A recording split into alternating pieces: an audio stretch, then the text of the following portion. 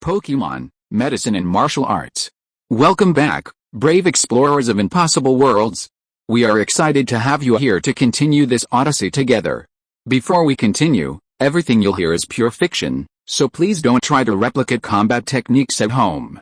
This wonderful story and all its rights belong to its brilliant original author. We are only the messengers of entertainment. Want another dose of adventure?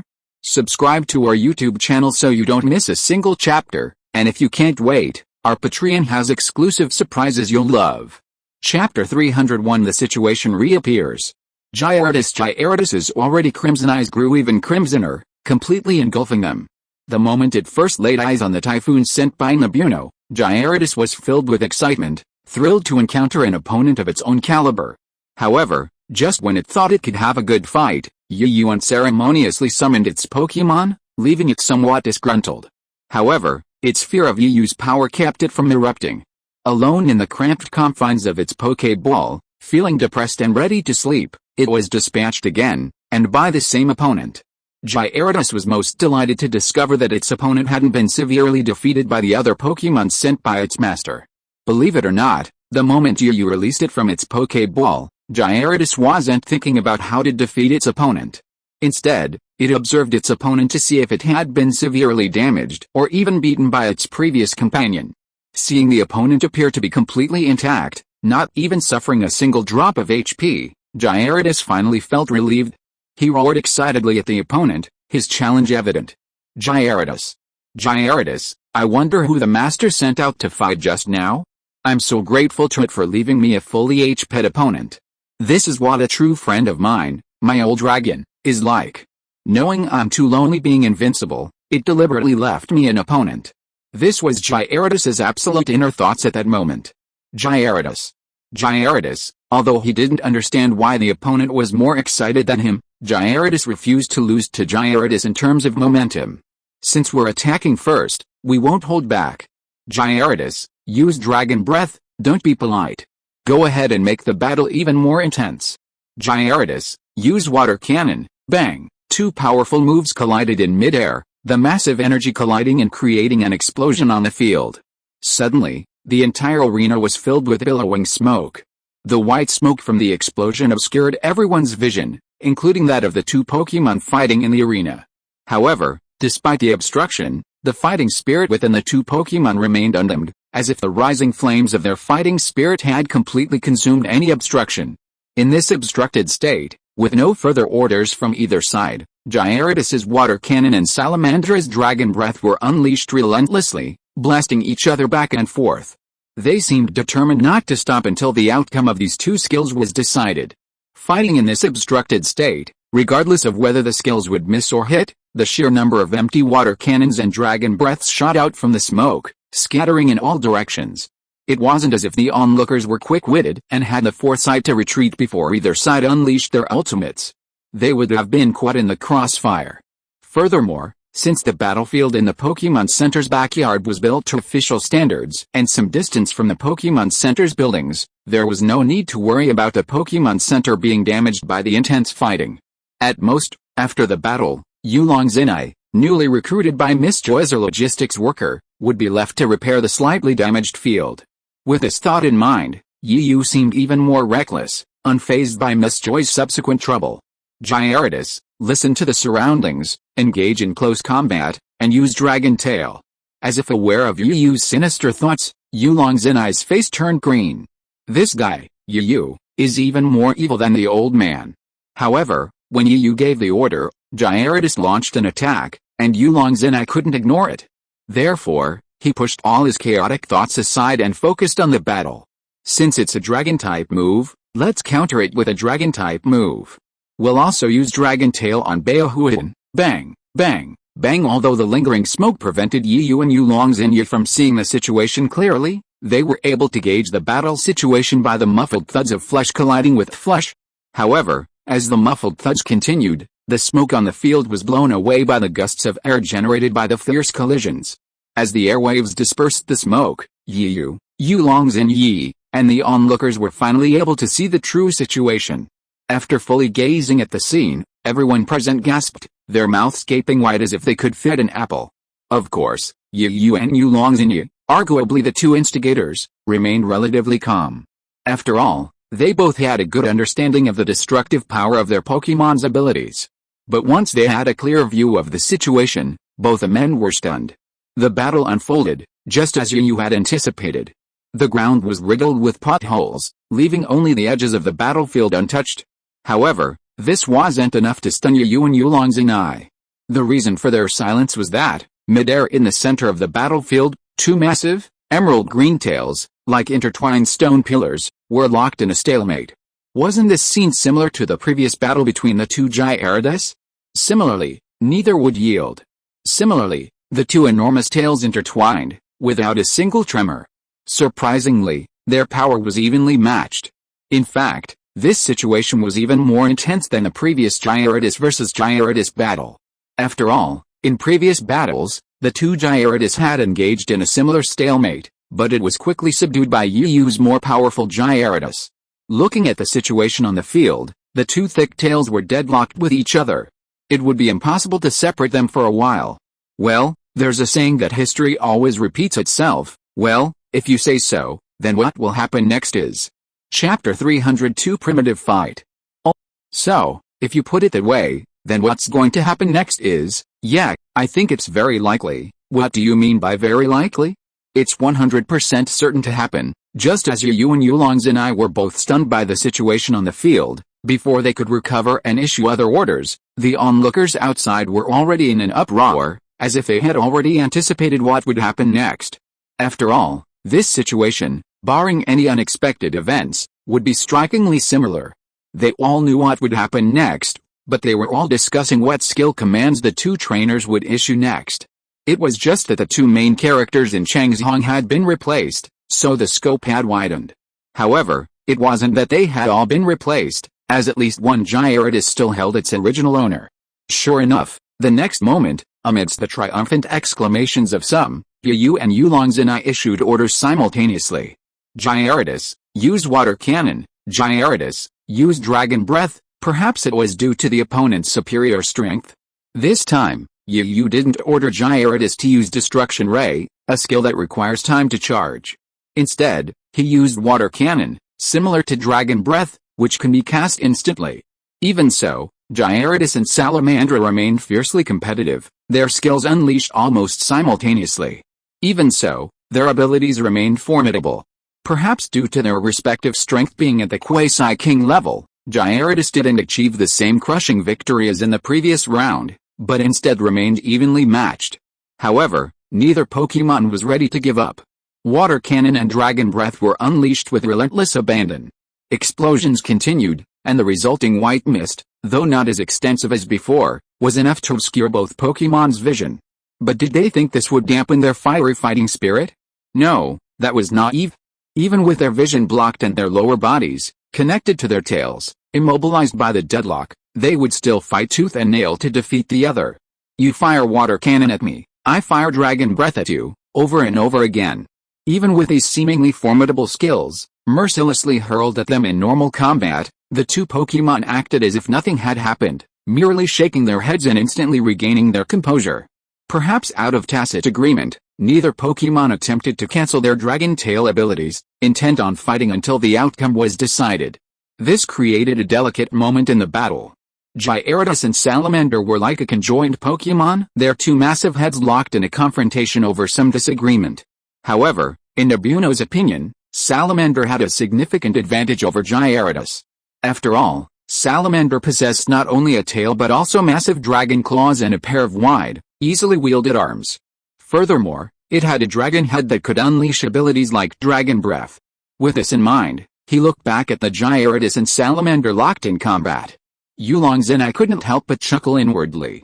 Unbeknownst to him, Yu was thinking the same thing. Unlike Gyarados, which had so many body parts capable of unleashing a wide variety of skills, Gyarados typically only used its head and tail for skills. While its tail was now entangled and immobilized, its head could still move freely. It could even be said that Gyarados' head could unleash more skills than its tail. Thinking of this, Yu didn't gloat secretly like Yulong's, remaining calm on the surface. Watching the two behemoths haphazard attack, Yu frowned, but then relaxed. Gyarados, use Ice Fang. Yulong and I reacted swiftly to Yu's command, executing it effortlessly. Gyarados, use Fire Fang. Bite back, Gyarados. Gyarados' two powerful roars echoed simultaneously, accompanied by the ferocious maws of the two behemoths. Chill emanated from Gyarados' mouth, and tiny wisps of ice crystals condensed on its upper and lower rows of sharp teeth, sharpening its already razor-sharp fangs even more, imbued with a dangerous aura. Unlike Gyarados, the opposing Gyarados, though in a very similar situation, was in a different situation.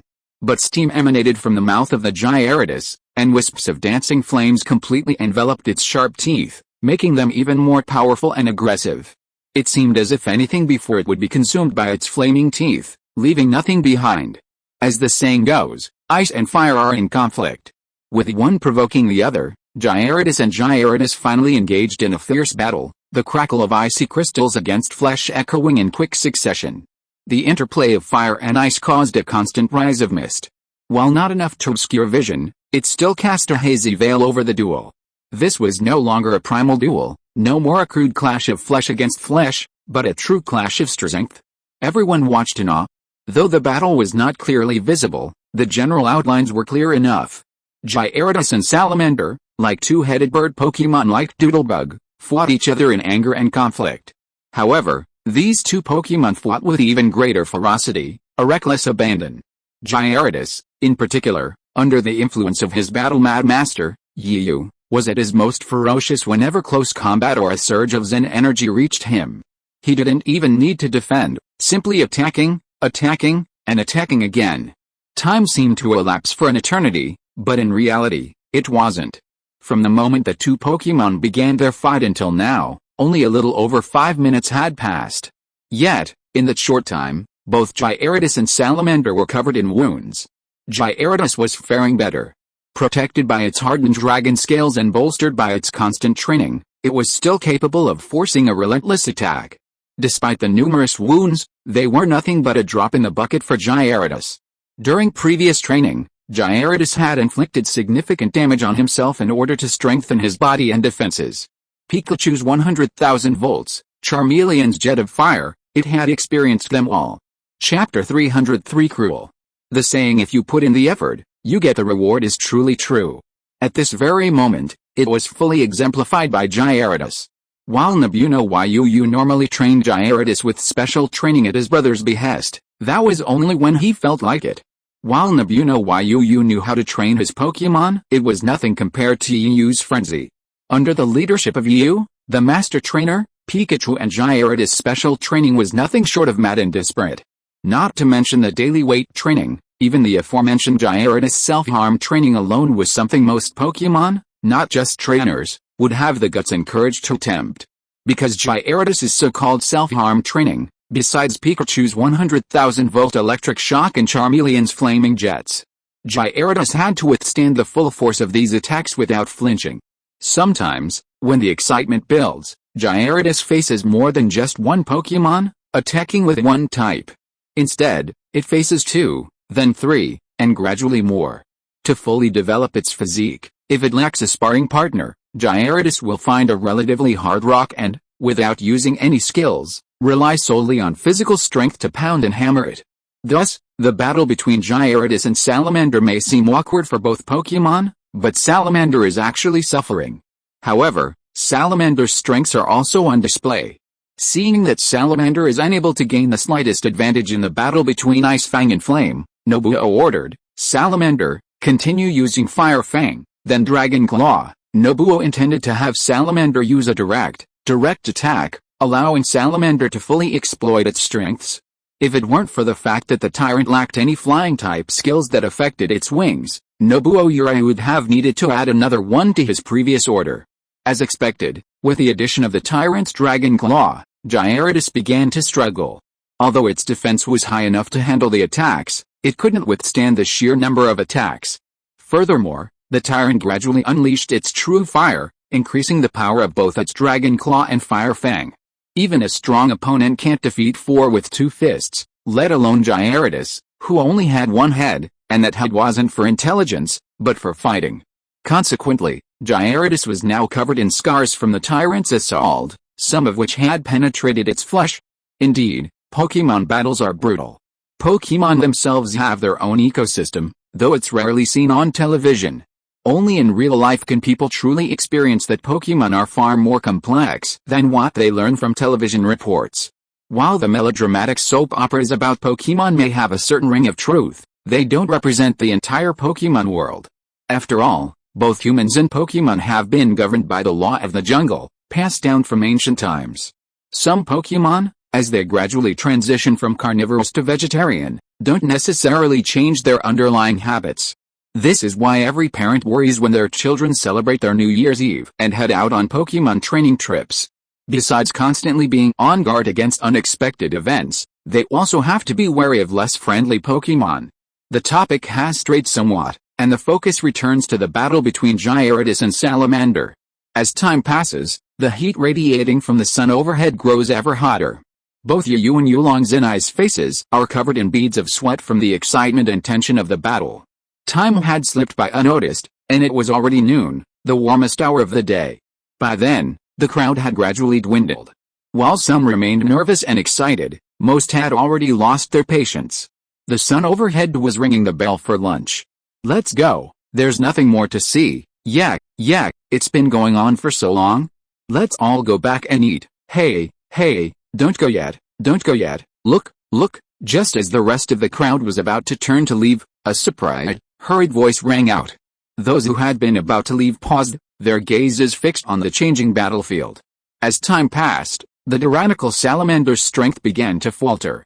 Its tail, which had once held its own against Gyarados', began to tremble. Before it could be crushed by Gyarados' force, it quickly withdrew its tail. Seeing this, Gyarados stopped chasing. After all, even though Yu had specially trained his physical strength and his condition was better than that of Baoxian, he still felt uncomfortable after using his tail to block for a long time. His tail was numb. Therefore, he had no choice but to stop chasing. While breathing heavily, his eyes were still fixed on Baoxian, as if he moved again, he would fight back even faster than him. But Gyarados was really overthinking it. Baoxian was only supported by a belief at this moment. If he hadn't seen that his opponent didn't fall, he would have been ready to lie on the ground. Yu, do you want to continue? Yulong Zenai grinned and looked at Yu. Yu was the type who would not give up on this person until the last moment, so he also grinned and said, go on, why not? Gyarados use water cannon, Gyarados. Gyarados kept panting, and raised his huge dragon head with difficulty, opened his mouth wide, and was ready to condense water cannon again to shoot at Gyarados. However, an embarrassing thing happened, because of the excessive use of skills before and too much physical strength consumed. At this moment, even if Gyarados tried his best to condense water cannon, it could not condense it. Whenever a fist-sized water ball was condensed, the condensed water ball would immediately break like a fragile bubble. This happened after several attempts. Thanks to the book friend Integrity for the reward of 100 book coins. If you are listening to this novel on a channel other than Fanfic World, it means it was downloaded and re-uploaded without effort. We warmly invite you to visit our channel, Fanfic World. There you will find the original version of this story and many other novels of various genres. We look forward to seeing you dive into a world of incredible novels. Chapter 304, Cute Gyarados. Seeing Gyarados' miserable state, Yulong Zenai burst into laughter. Though exhausted, it was filled with excitement and a desire to be beaten. Ha Yu, keep going. Don't you want to? I'll just let Baoxian stand there and you keep hitting me? Ha. Seeing Yu didn't respond, believing that Yu truly had no way to deal with him, Yulong Zenai laughed even harder, feeling as refreshed as eating iced watermelon on a hot summer day. Seeing his arch-rival so humiliated, how could Yulong Zenai not feel refreshed? Since you won't continue, then I will. Baoxian, use Dragon Breath to bring this duel to a close. Baoshi, perhaps it was the opponent's current disadvantage that gave Baoxian confidence. Now, he suddenly felt his tail no longer ached, and his body and limbs no longer ached. Raising his head with an effort, like a proud swan, like a victor, the dragon's eyes brimmed with excitement as he gazed across at his old rival, a grin spreading across his face. It was a smug grin. Just as Urayunobuno had said last time, the dragon salamander opened its mouth.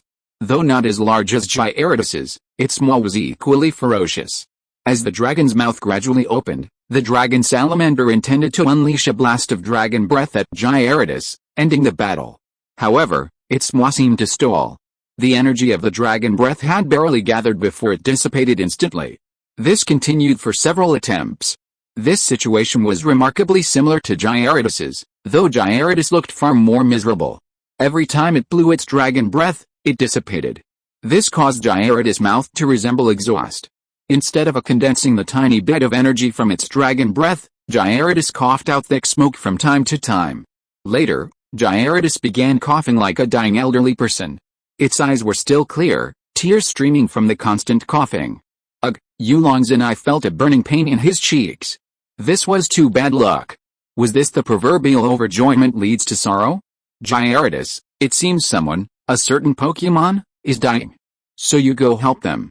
Use Destruction Beam. Before Yulong and I could react, Gyarados was still coughing from the discomfort in his throat caused by his inability to use his dragon breath. A beam of light swiftly shot towards Baoyuan. The beam grew larger in Baoyuan's eyes, and finally, he felt as if his body was being hollowed out. His eyes began to spin in circles, and he lost his fighting ability. Yulong and I, thanks for the concession. Thanks for the concession.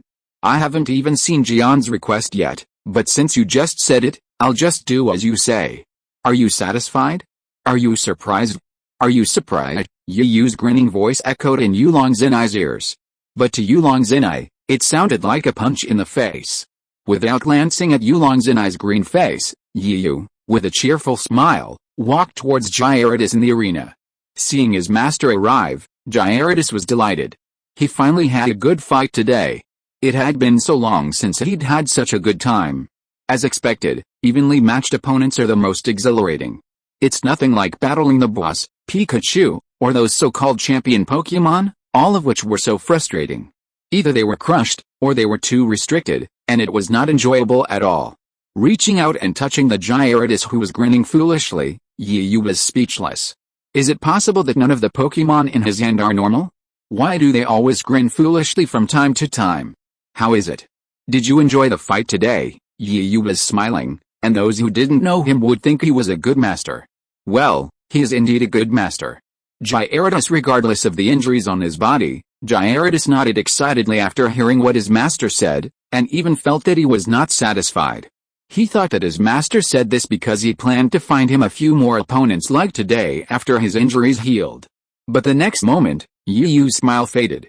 His face darkened, and he tapped Gyarados on the head in annoyance. You seem to be enjoying yourself. But I'm really not. The battle dragged on so long, and it even affected my lunch. Believe it or not, I'll make you sit on the bench from now on. Gyarados. Although Gyarados didn't quite understand what his master said, he knew he was angry, so he quickly barked a few times to please him. It was as if to say, no, master. I will never delay your meal again next time. Don't make me sit on the bench, or I'll be worse than death. My food will taste bland, and my sleep will be restless. To please you, he even acted cute and coquettish, rubbing his big head against you, his big eyes, which were sharp and fierce, blinking like a human girl. Ugh, Yu felt his stomach churn, as if 10,000 Kentoris were galloping through his mind. He felt like beating up Gyarados. It was like a hairy, muscular man suddenly acting pathetic and coquettish. Even after the battle ended, Pikachu, once again slumped onto Yu's shoulder, frowned and turned his head away, feeling completely humiliated. His little brother, Gyarados, had actually thrown away his integrity to please his master. Pika, this is so shameful, so shameful. How could I have a little brother like you? But Gyarados, far from ashamed, was proud of it, almost as if he didn't notice the vein throbbing in Yu's forehead. He blinked his big eyes again and shouted, Gyarados, is it embarrassing? I don't think so. I learned this move from Fox 6 before. It is said that whenever its master gets angry, it only needs to perform a few moves like this, and its master will immediately stop being angry and forgive it. The two Pokemon communicated with each other as if no one was around, completely forgetting that there was a master they were talking about. Their knuckles were squeezing each other, making a popping sound like frying beans. Then, there were constant noises coming from the backyard of the Pokemon Center. I'll beat you. I'll make you act cute. I'll make you learn bad things instead of good ones, and I'll make you do bad things next year. Gyarados, no, master. I won't dare to do that again. Pikachu, why do you include me in this? I'm innocent. Chapter 305, Gyarados Seeking Death. The sun sets, and dusk falls. Time flies by unnoticed. After the midday battle, Yu, after giving Pikachu and Gyarados a good beating, returned to the Pokémon Center with Nobuo Oolong. And they were the kind of people who, upon returning to the Pokémon Center, immediately handed all the Pokémon over to Miss Joy and Chandler. Then, they hurried off to grab lunch. As for why? Wasn't it nonsense to rush to hand over the Pokémon to Miss Joy? If you're sick, see a doctor. If you're injured, treat it. Besides, during this lunch break, Yu and Nobuo Oolong could take a break. Let Miss Joy take care of Gyarados and Salamander first, so that when they fulfilled their promise to help in the afternoon, they would have less work to do. Wherever they could be lazy, both Yu and Nobuo Oolong would definitely do it. If it weren't for Miss Joy holding on to the pigtail, Yu and Oolong's and I would have planned to find time during lunch to battle a few more Pokémon.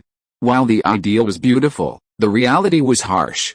Because, as Yu and the others had imagined, Miss Joy did provide some medical care to those involved in the battle, including Gyarados and Salamander, but that was merely the initial treatment.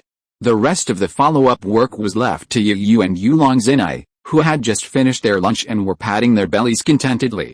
Even now, whenever Miss Joy recalled her afternoon tasks and described them to Yu and Oolong's and I, their expressions shifting from astonishment to uncertainty and finally fear, she couldn't help but laugh, her hands covering her mouth and chuckling. It can be said that every Miss Joy was great and admirable.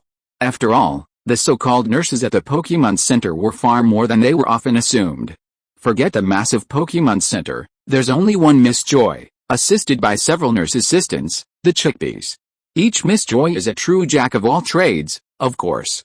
Not only can they handle laundry and cooking, but they can also treat Pokémon, operate a variety of sophisticated medical equipment, and provide post-injury care. Some Miss Joys are even more capable, handling even the most mundane tasks. In a nutshell, they're capable of both housework and homemaking, both civil and military, and possess immense talent. This is why marrying a Miss Joy is such a source of envy. However, this very fact frustrates Yu and Oolong's and Yi.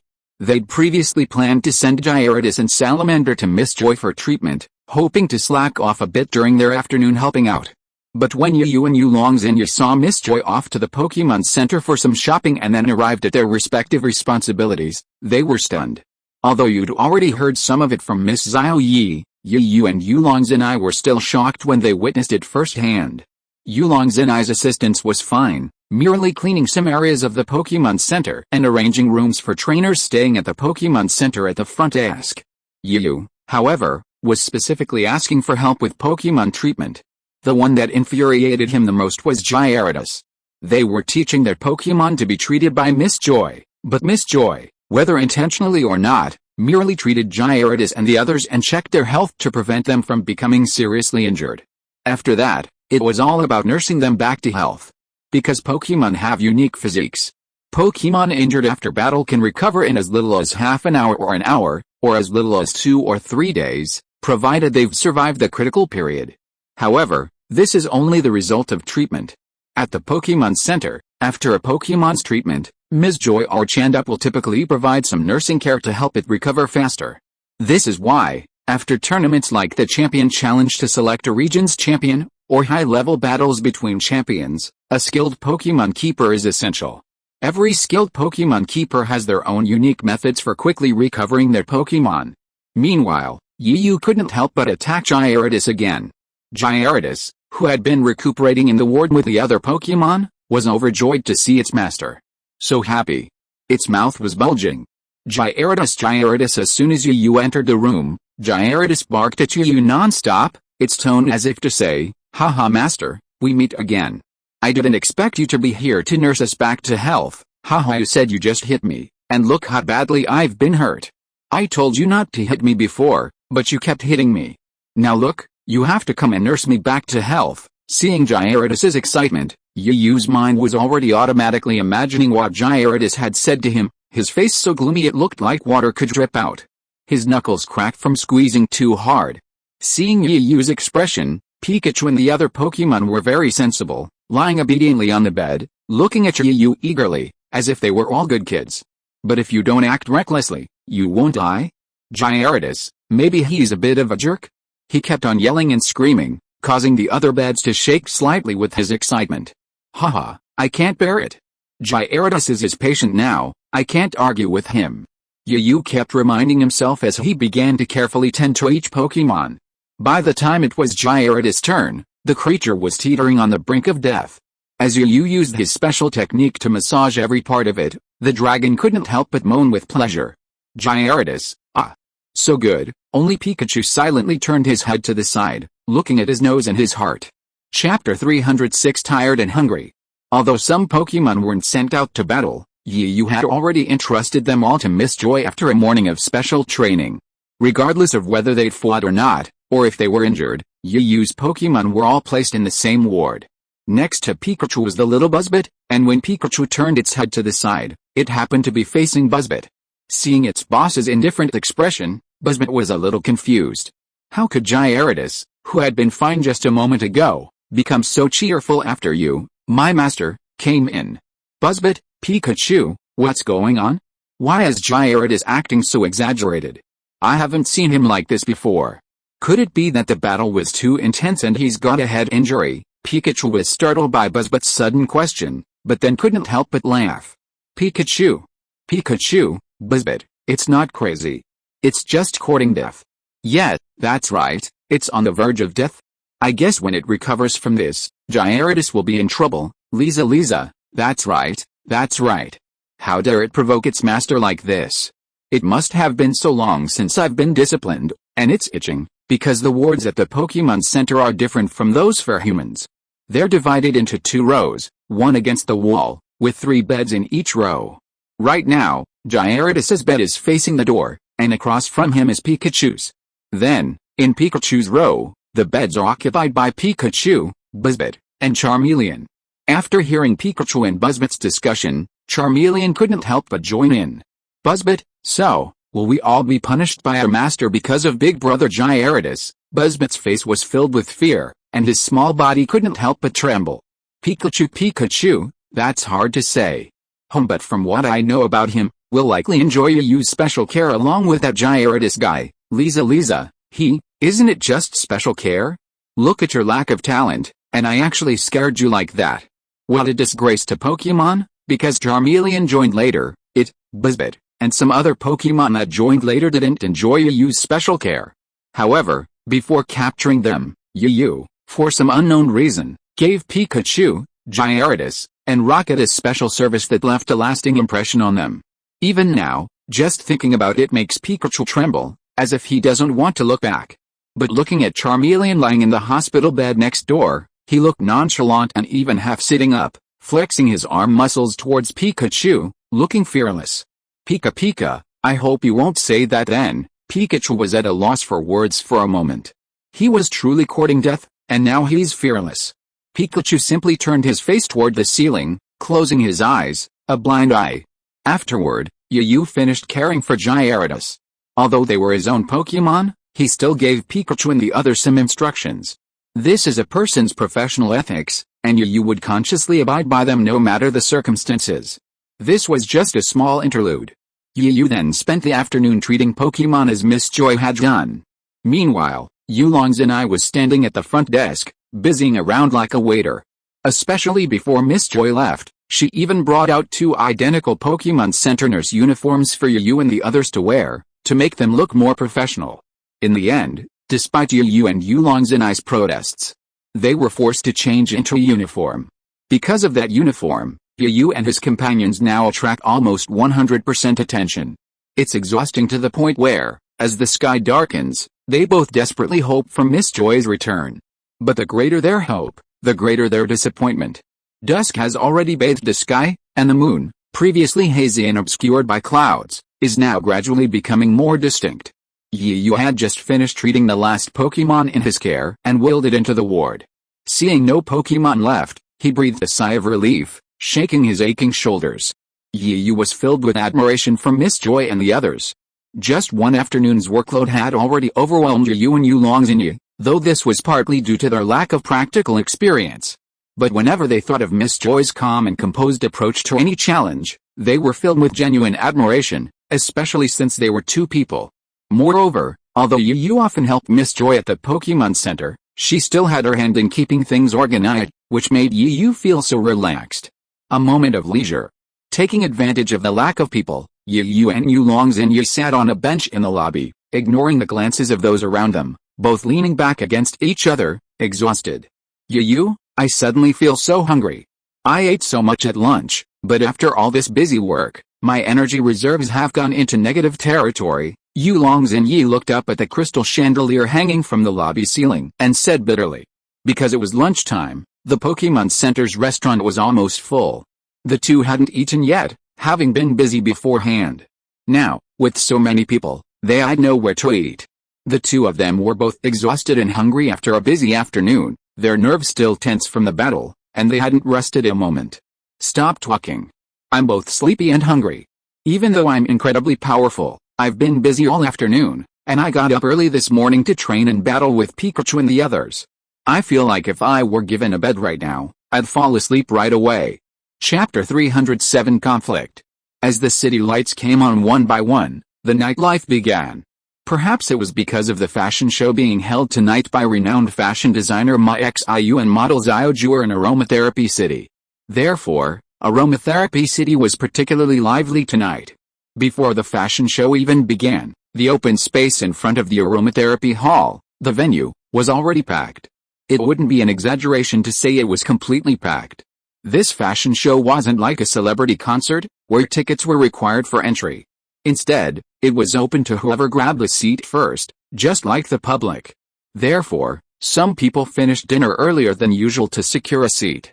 However, there were so many people with this intention that some had to stand to watch. At this moment, in the Aromatherapy Hall, this was the backstage area for tonight's fashion show. Through the gaps in the curtains, the audience seated outside could be clearly seen. Wow! There are so many people outside. Didn't they say the fashion show starts at 8:30 sharp? How come it's only 8 o'clock, with only half an hour left, and the stands are already packed, huh? What should I do? Seeing all these people makes me suddenly nervous. It's okay, Serena, just relax. Just like Air said before, just treat this like a Pokemon show and let it go naturally. Backstage, inside the Aromatherapy gym, tonight's two main characters, Maxiu and Xiaoguang, were present, along with Serena and the other three girls, who had been drafted in as temporary support.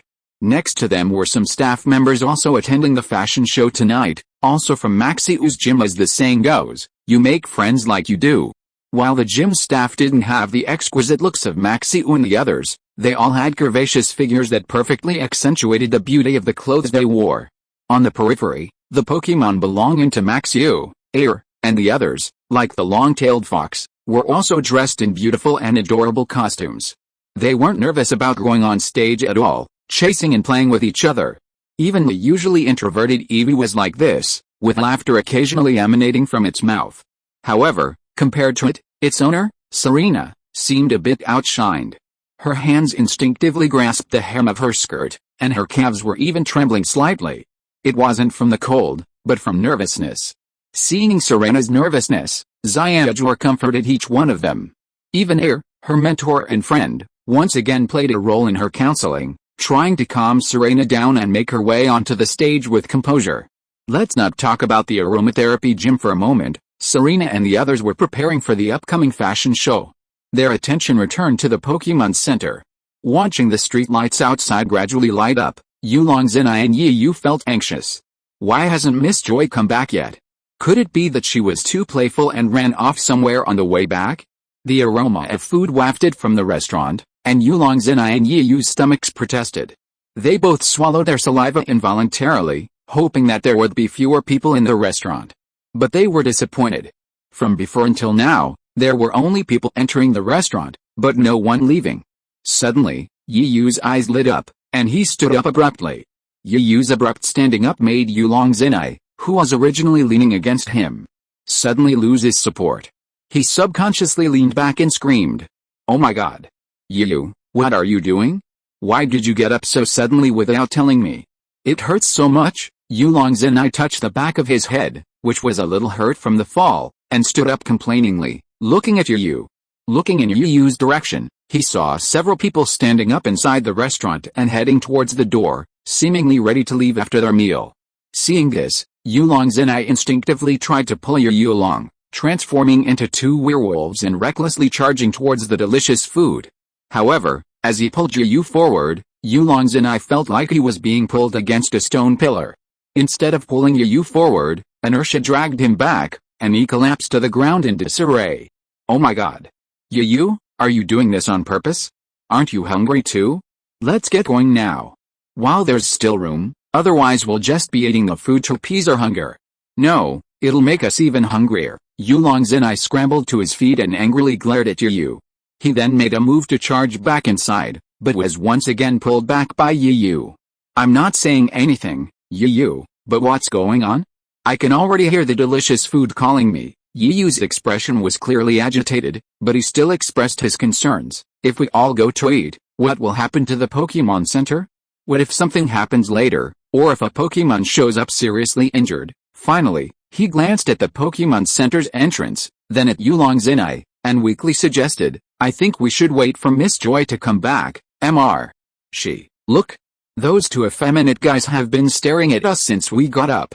You can tell they're unworldly. Yulong's and I hadn't said anything yet when a voice suddenly rang out right next to them. It was the group that had finished their meal and were about to leave. Everyone was wearing designer clothes, and one of them was a heavier boy, perhaps having noticed Yi and Yulong's and I's gazes. As Yinzi passed by Yu and the others, he suddenly approached the boy who seemed to be the leader and said this. Whether intentional or not, his words were overheard by Yu and Yulong's and I. Say it again if you have the guts. Yulong's and I, already a bit irritable, and further fueled by the unlucky events of the second year, was immediately provoked by the fat boy's words and immediately took offense. If Yu hadn't been holding him back, he would have really rushed out to argue with the other party, but even so, he glared at the group. Chapter 308 The conflict continues.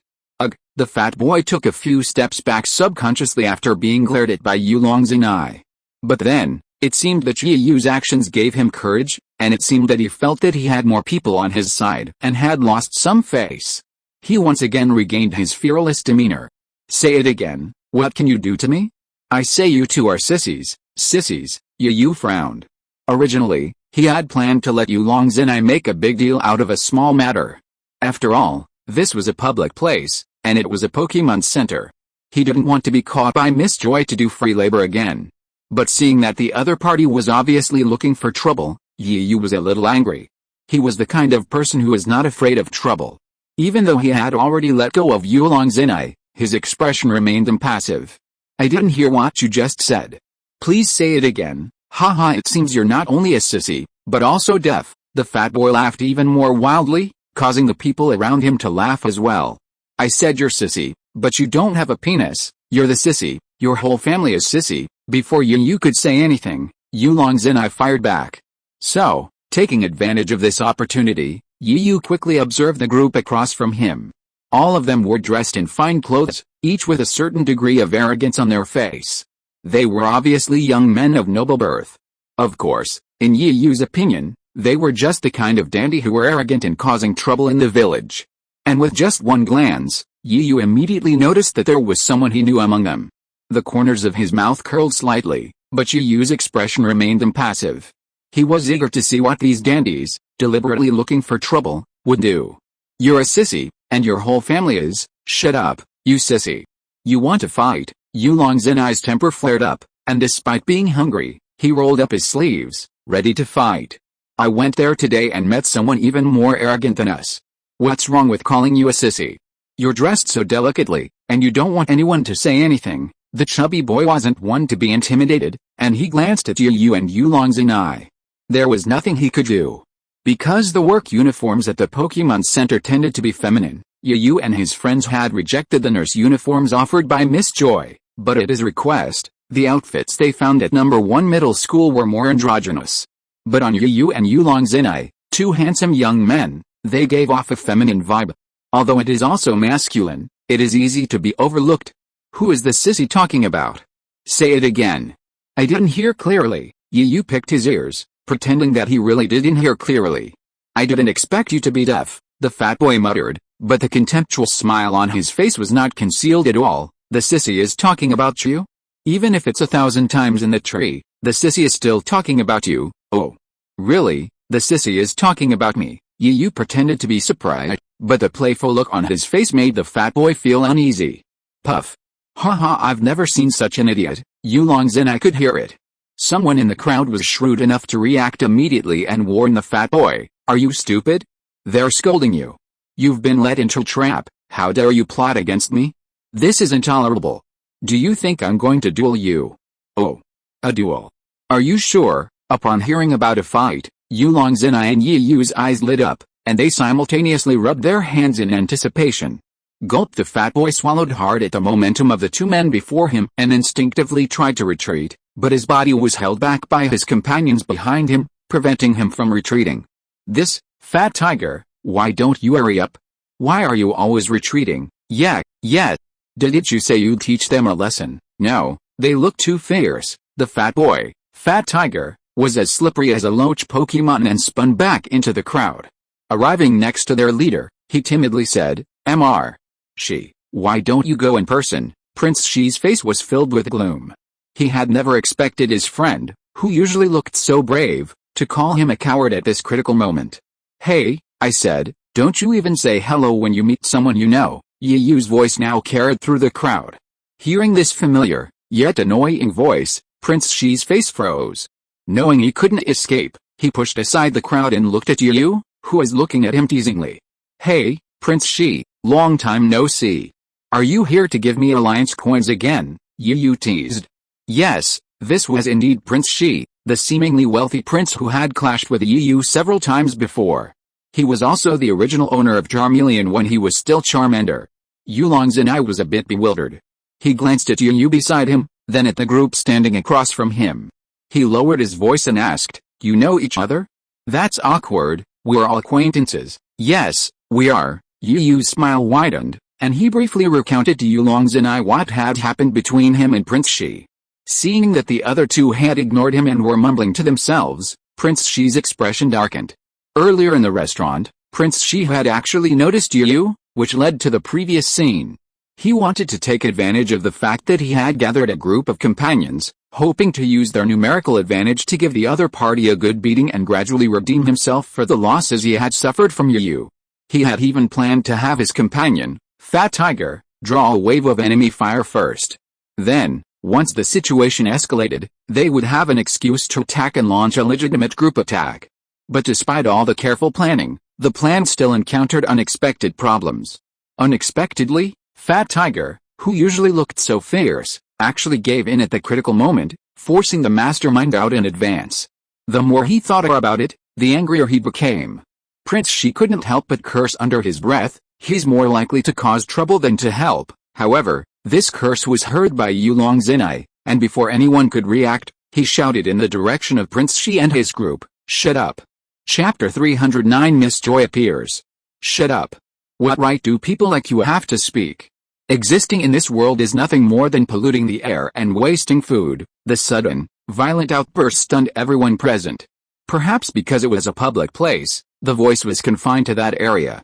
Yu was the only one who listened to the outburst and observed Yulong Zenai's expression, which matched his expectations. Yulong Zenai had already been furious after hearing what had happened between Yu and the Crown Prince, and Prince Shi's sudden words simply added fuel to the fire. As a fellow Pokemon lover, Yulong Zenai simply couldn't do the kind of thing he did, dismissing a Pokemon as useless. Rather, anyone who loved Pokemon wouldn't do such a disgusting thing. Therefore, after hearing Prince Shi's story, Yulong Zenai was furious. To him, Pokemon were his friends, not to mention his allies who had fought alongside him. What kind of person, worse than an animal, could abandon a friend? You're nothing but a dirk.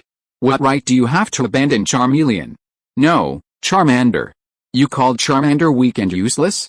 But why don't you consider that you, as a trainer, are even more useless than him? Nobuo Yulong clearly wasn't going to let Prince Shi off just yet. His words lashed out at Prince Shi like a barrage of machine gun bullets. Under Nobuo Yulong's reckless lecture, Prince Shi's expression grew increasingly gloomy and unsightly, his once handsome features practically twisted. It wasn't just him, the others around him felt the same way. They had abandoned their Pokémon before, too, sometimes even worse than Prince Shi, and it wasn't just once or twice. Some were even more perverse, even abusing their Pokémon for fun, satisfying their so-called refined interests. To these wealthy, powerful, and dandies, Pokémon were merely tools in their hands. If a battle tool is too useless, then they simply abandon it, discard it. Simply replace it with something newer, more powerful, and more useful. Friends? Allies? Haha, that doesn't exist. Their friends and allies are only those from wealthy families, those born into the same family and equally matched.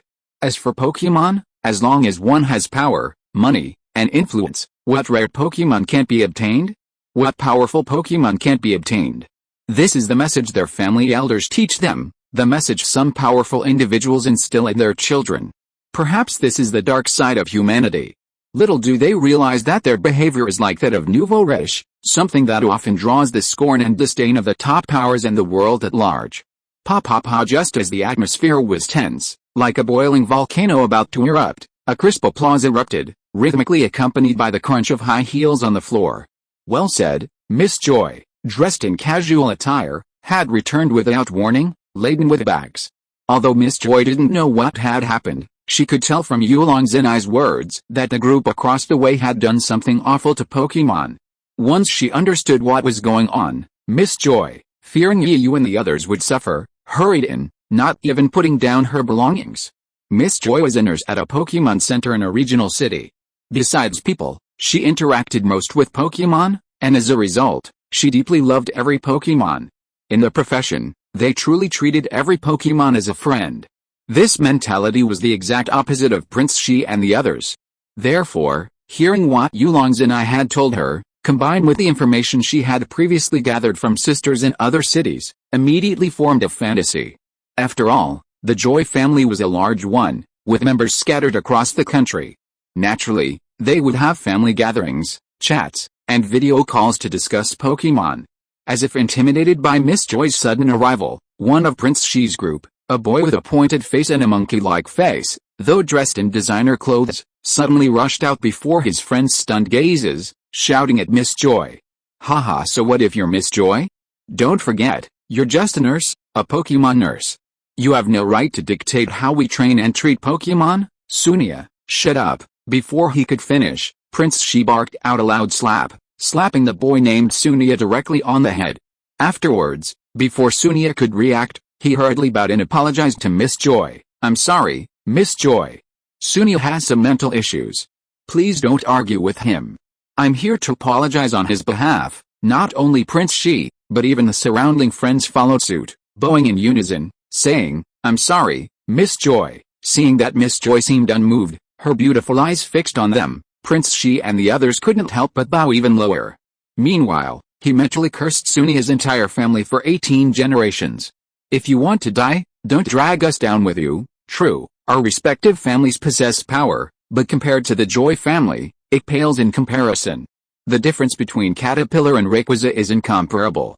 The Joy family, both medical, and the Junsha family, police, are considered among the most powerful families on the island nation. It's not a regional level, nor a city level, but a national level. Although what Ziofu said before is indeed correct, due to legal restrictions, Miss Joy can't control you. But you can't boss Miss Joy around in front of her. You have to consider the Buddha's face. To put it bluntly, even beating a dog has to look at its owner. Moreover, everyone who is sent out by the Joy family, whether it is a city, a small town, or a mountain trail, is an elite among the Joy family. Chapter 310 Choice. Regardless of the country, any family or faction possesses its own heritage. This is especially true for a clan like the Joy family, with its millennia-old heritage. In this island nation, it's truly their home turf, setting aside those somewhat illusory heritages. Take, for example, the Pokémon Center itself. While the Pokémon Centers are officially established by the Alliance, the true mastermind behind them is Miss Joy. Whenever someone mentions a Pokémon Center, they inevitably remember Miss Joy, the woman who lives there and can heal her fellow Pokémon. Pokémon Centers are ubiquitous across the island nation. It's no exaggeration to say that wherever Pokémon are seen, there's a building with a red cross. Consequently, across this island nation, The number of people who have benefited from Miss Joy's services at the Pokémon centers is estimated at millions, if not tens of millions. Of course, this doesn't include the Pokémon themselves, but rather individual trainers. This is why, even the most powerful individuals and influential forces are reluctant to provoke Miss Joy, always seeking to give her face. With just one word, thousands of people can come to their aid, eliminating any potential threat. Prince Shi and his companions, fully aware of this, were terrified. They feared Miss Joy would take the matter to heart, harping on it. Then, both they and their powerful family power would be doomed. Yulong Zinai and Yi Yu also sensed the tension in the air and swallowed subconsciously. This wasn't a sign of guilt, but rather a desire to avoid being exploited by Miss Joy for any reason. Under the tense gaze of the crowd, Miss Joy, whether out of kindness, a good mood from shopping, or some other reason, didn't dwell on Sunia's situation. Instead, he acted as if no one else was around, chatting with Yu Yu and Yulong Zinai about the afternoon's Pokémon Center situation. Yu Yu, in particular, was responsible for treating Pokémon, and the rest of the group was just taking care of them. While Yu Yu was being questioned by Miss Joy, Yulong Zinai couldn't leave alone, so he couldn't help but cast his gaze towards the group led by Prince Shi.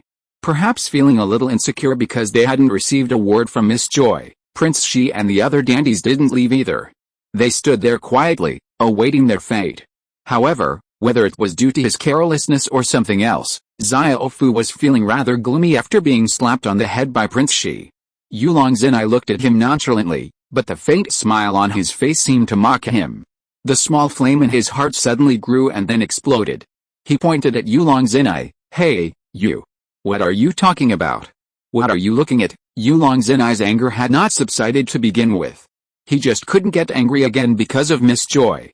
Now that someone had taken the initiative to cause trouble, he couldn't help but retort, "What's wrong with you looking at me? If you dare, look at me again, I'll try." "What are you looking at? What's wrong with you looking at me? If you dare, look at me again, I'll try." Darkness, darkness. The fierce cursing between the two people immediately attracted the attention of others. Even Yu Yu and Joy stopped talking involuntarily. But as they listened, they could only feel dark crows flying overhead, carrying black dots one by one. Yi Yu's face was slightly sweaty, and he glanced at Yulong Zinai with annoyance. "I say, Yulong Zinai, we're all intellectuals after all, but you've been swearing at each other for so long, just repeating the same few words. Is that interesting? Don't you find it boring? All the book lovers find it boring. You have no technical skills at all." Yulong Zinai felt a little embarrassed by Yi Yu's words. He had never expected that he, usually so astute, would be led into a trap by such an insignificant person. "So, what do you say? Give me some advice. I'm starving." Yulong Zinai was exhausted. If he hadn't had to report the situation to Miss Joy and some questions, he would have let out a wolf howl and charged at the restaurant's delicious food. As if in response to Yulong Zinai's words, someone's stomach suddenly gave a loud alarm. Ahem! He clenched his right fist and put it in front of his mouth, coughing a few times to cover up his embarrassment. Yi Yu was actually feeling a little dizzy from hunger. Although he was a martial artist as an amateur, and a master at that, he was still far from the level of fasting. On the contrary, because martial artists have abundant ki and blood, they need to replenish a considerable amount of energy every day. But now, to mask his embarrassment and divert everyone's attention, he kept a serious face. "What else can we do? We're all hard-working people. More action, less talk." "Oh, I see. It's just a fight, right? I'm afraid of those weaklings on the other side." Yulong Zinai curled his lips. It wasn't clear whether he was disdainful of Prince Shi and his group, or of Yu Yu's words. "What did you say? Haha, you two sissies, you think you can challenge a group of men like us? Humph. One sip of our salt soda can kill you. My fat tiger didn't build those muscles for nothing. I can knock you down with one punch of my meatball fist." Yulong Zinai's disdainful words seemed to inflame the crowd, and the atmosphere, which had just been easing, suddenly became tense again. "Everyone, please be quiet. Fighting is prohibited in the Pokémon Center." Seeing that the situation was not going well, Miss Joy stepped forward at the right time, showing the authority of the owner of the Pokémon Center. "Whether you want to fight or have Pokémon battles, it's fine. But the premise is that you have to fight outside and don't disturb my patients. By the way, let me remind you that if you go out to the left, there is a police station, and if you go out to the right, there is a park. Before leaving, Miss Joy kindly left this sentence, which was a bit like a multiple choice question. Why does it feel like a warning? The police station, they want to say that if the fight between us gets too serious, Miss Juncha will mercilessly invite us in for tea, right? You reacted very quickly, but he didn't think it was as simple as a so-called multiple choice question. What should we do? Should we still fight? Why not? If you are listening to this novel on a channel other than Fanfic World, it means it was downloaded and re-uploaded without effort. We warmly invite you to visit our channel, Fanfic World. There you will find the original version of this story and many other novels of various genres. We look forward to seeing you dive into a world of incredible novels. Chapter 311, Standing Up.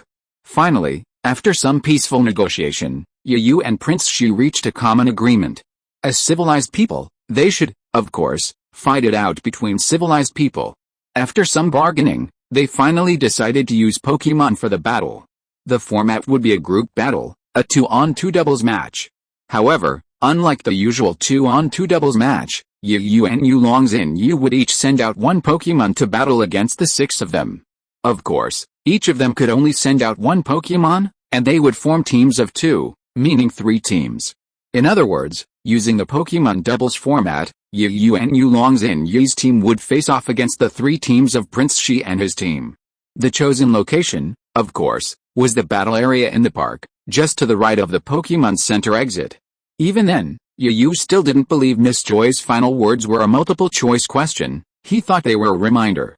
Little did they know, however, that Miss Joy's question was truly a multiple choice question. If the meaning was completely laid out, it meant there was a battle arena at the police station to the left of the Pokémon Center, and at the park to the right. If Yu knew this, his expression would surely be as dramatic as it could be. While the battle was set, it all depended on one prerequisite. Yu and Yulongzin had finished their dinners and retrieved their Pokémon from Miss Joy. Therefore, the battle was set for 8:30 p.m. See you at the park battle arena. Perhaps it was his battle-crazed instincts that triggered the battle.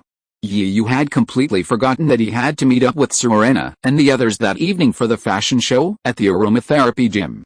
8:30 quickly arrived. The aromatherapy gym in Aromatherapy City was already packed with people.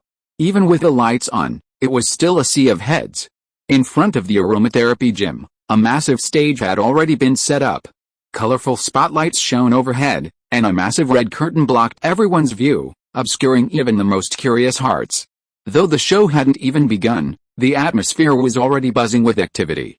Enthusiastic fans and audience members cheered and chanted the names of Ma Xiu and Xiao, flashing and waving colorful glow sticks. Some held banners, photos, and plaques inscribed with words of blessing and encouragement. Miss Xiao, Miss Ma Xiu, Ms. Ma Xiu, I'm your loyal fan, Miss Xiao, we love you so much. The enthusiastic cheers of the fans outside carried through the massive red curtain and reached everyone backstage. Wow! I already knew Xiao and Ma Xiu were incredibly popular, but seeing them in person is still impressive. Serena, now reassured by her lover's guidance, had calmed down. Looking through the slit in the curtain at the stage behind, a determined look gleamed in her beautiful eyes. That's right, don't you see the status of our gym leader and Lady Kiku? One of the gym staff members beamed with pride. Because she was pretty, she'd also had the opportunity to perform in this exhibition, and she was incredibly excited. Yet, Serena nodded excitedly in response. Seeing the equally excited Foxy standing at her feet, she squatted down and petted its head, her brows curved into a sweet smile. Foxy, let this be our first performance to start over. Everyone, cheer on. Eevee, the adorably dressed Eevee, joined in the euphoric moment. Pressing down with one white hand and 2 smaller ones. Go for it, Foxy. Eevee, watching the 2 pets in high spirits, smiled softly, her beautiful eyes filled with excitement and relief. Very good, Serena, that's the spirit you carry. The teacher said your talent is almost as high as mine. I'm really looking forward to fighting you once we stand up again. Xiaoxu, with a faint smile on her face, silently watched Serena and Air. While feeling happy for them striving for their goals, she also secretly encouraged herself. Go ahead, Xiaoxu, the next step to becoming the best breeder is to successfully obtain the level 8 Pokemon Breeder Certificate in the upcoming breeder exam. While Serena, Xiaoxu, and Air were preoccupied with their own thoughts, a staff member, also beautifully dressed, entered the arena to host tonight's fashion show. Xiaoguang, however, didn't hold her Pokémon in her arms because they were all wearing costumes. Instead, before the fashion show even began, she quietly peeked out like a little girl, taking in the bustling crowd outside. Her beautiful eyes flickered, as if searching for someone. After a long pause, Xiaoguang finally pulled her head back and, looking at Serena and the other girls making final adjustments, she grinned. Even such a simple gesture seemed incredibly graceful. "Serena, I have good news for you. I don't think I've seen Yiyu near the stage. He should have been here by now. And yesterday, I told him to just come directly to the gym, but now there seems to be no one." The girls were still stunned by Xiaoguang's words. Finally, Xiaoguang added, "Did Yiyu stand you all up?" Xiaoguang's words left Xiaoguang and the other two girls speechless. Serena's first reaction was disappointment. She glanced down at her outfit. She had wanted to wear this lovely outfit for Yiyu. Her second reaction was worry. Yiyu had promised her that morning. Could he be in trouble? Air blinked her beautiful eyes and said hesitantly, "Will Yiyu come? Will he encounter any trouble?" No matter whether Yiyu is in trouble or not, the most important thing for us now is to adjust our mentality and face the fashion show later. We will have time to think about things later. Maxiu clapped her hands, attracting everyone's attention. Chapter 312 Devil's Team. At the Pokémon Center restaurant, Yiyu, who had been the subject of several women's chatter, now looked satiated, leaning back in his chair with the air of someone lazily finishing a meal. He even leisurely shaved his teeth with a toothpick. Sitting across from him, Yulongzhen did the same, patting his bloated belly with satisfaction. He then picked up another bottle of juice from the table and gulped it down. The two of them didn't have the nervous energy of facing a challenge, or the overwhelming odds of being outnumbered and facing all sorts of unknowns. After a burp, Yulongzhen looked across at Yiyu, who was also lazily leaning back in his chair. He glanced at the clock on the restaurant's door and said, "Yiyu, let's go. It's time to meet them. Don't keep them waiting. What's the rush? Sit down a little longer and discuss the Pokémon we're going to send out for the doubles match." Yiyu's butt seemed to be rooted to the chair, showing no sign of getting up. This, Yulongzhen hesitated. Indeed, they had been planning a doubles match against someone for a while now, but they hadn't even discussed the lineup. But he quickly put the matter aside and yanked Yiyu out of his chair. "Haha, what's there to think about? It's just a matter of fighting back. I can't wait to teach them a lesson. Besides, we can decide the doubles lineup on the way. Given your personality, you've been invited to a match. Shouldn't you be more excited than me right now? Why are you so calm?" As he dragged Yiyu out of the Pokémon Center restaurant, Yulongzhen didn't realize he was even more excited than the battle-crazed Yiyu. He sighed helplessly. Yiyu had originally intended to make a detailed plan before proceeding. After all, a doubles match wasn't a singles match. It required perfect coordination between two skilled trainers and Pokémon. There was another point Yiyu hadn't mentioned to Yulongzhen. While the opponent's strength might not be that great, that only applied to their own Pokémon.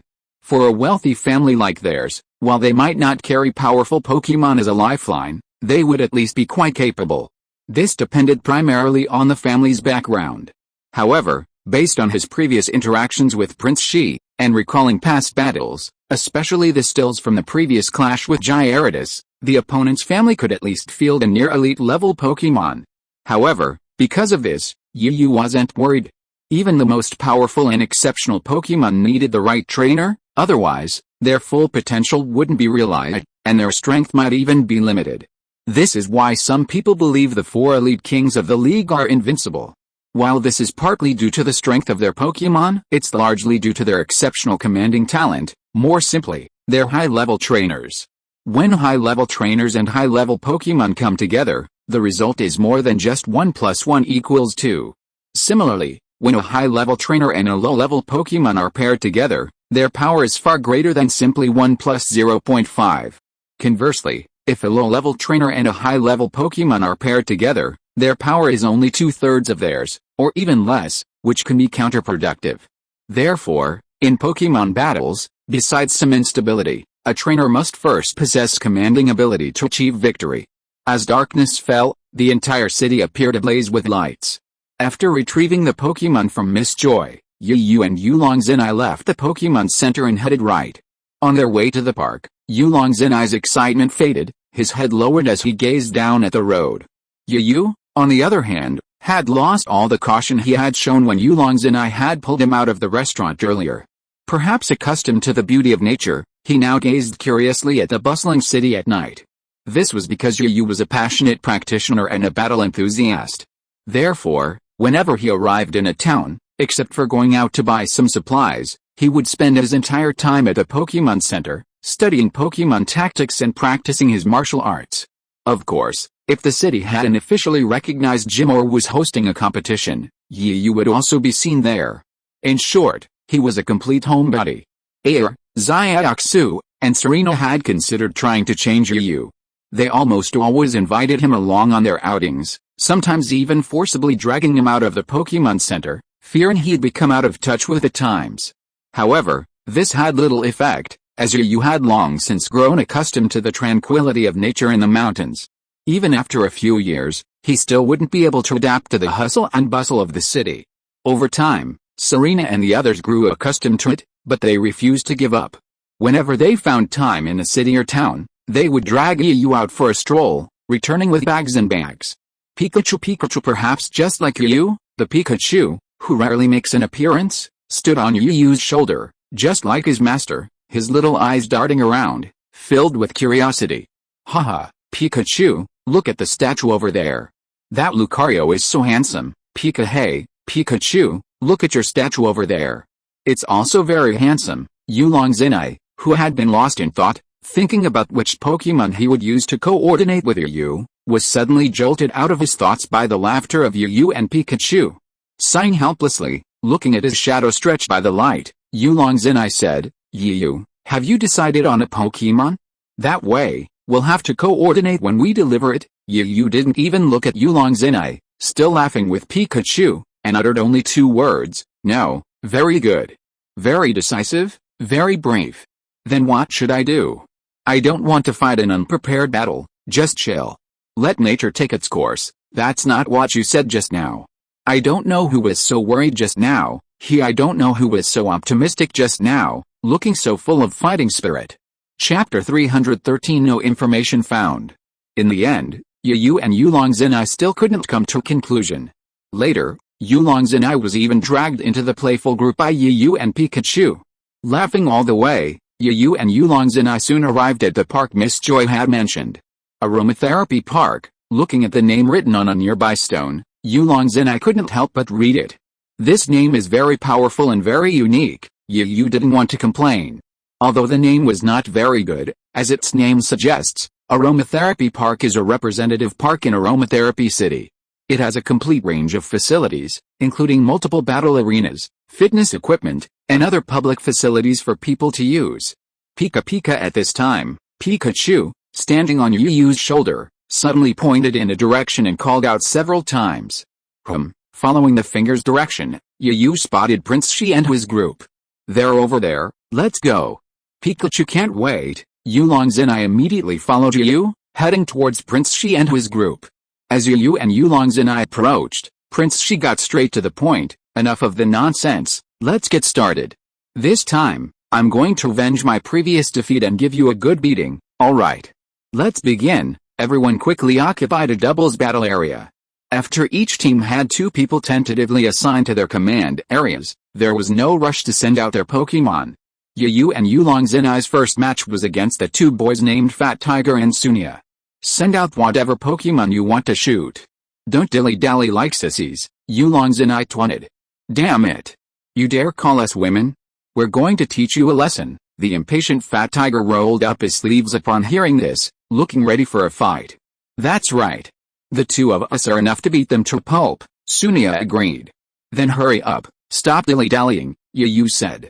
Pikachu followed suit, and although no one present could understand its language, the sarcasm was clear. I'm so pissed. Go ahead. My ace fighter. Super strength, come out, my darling. Turtle, when it was Sunia's turn to send out his Pokemon, he even gave the Pokeball a showy kiss before tossing it. Seeing Nobuo Yulong, he felt a chill.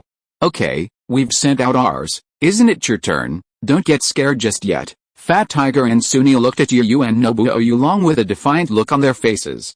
Neither of them spoke, just looking like they were watching you continue your performance.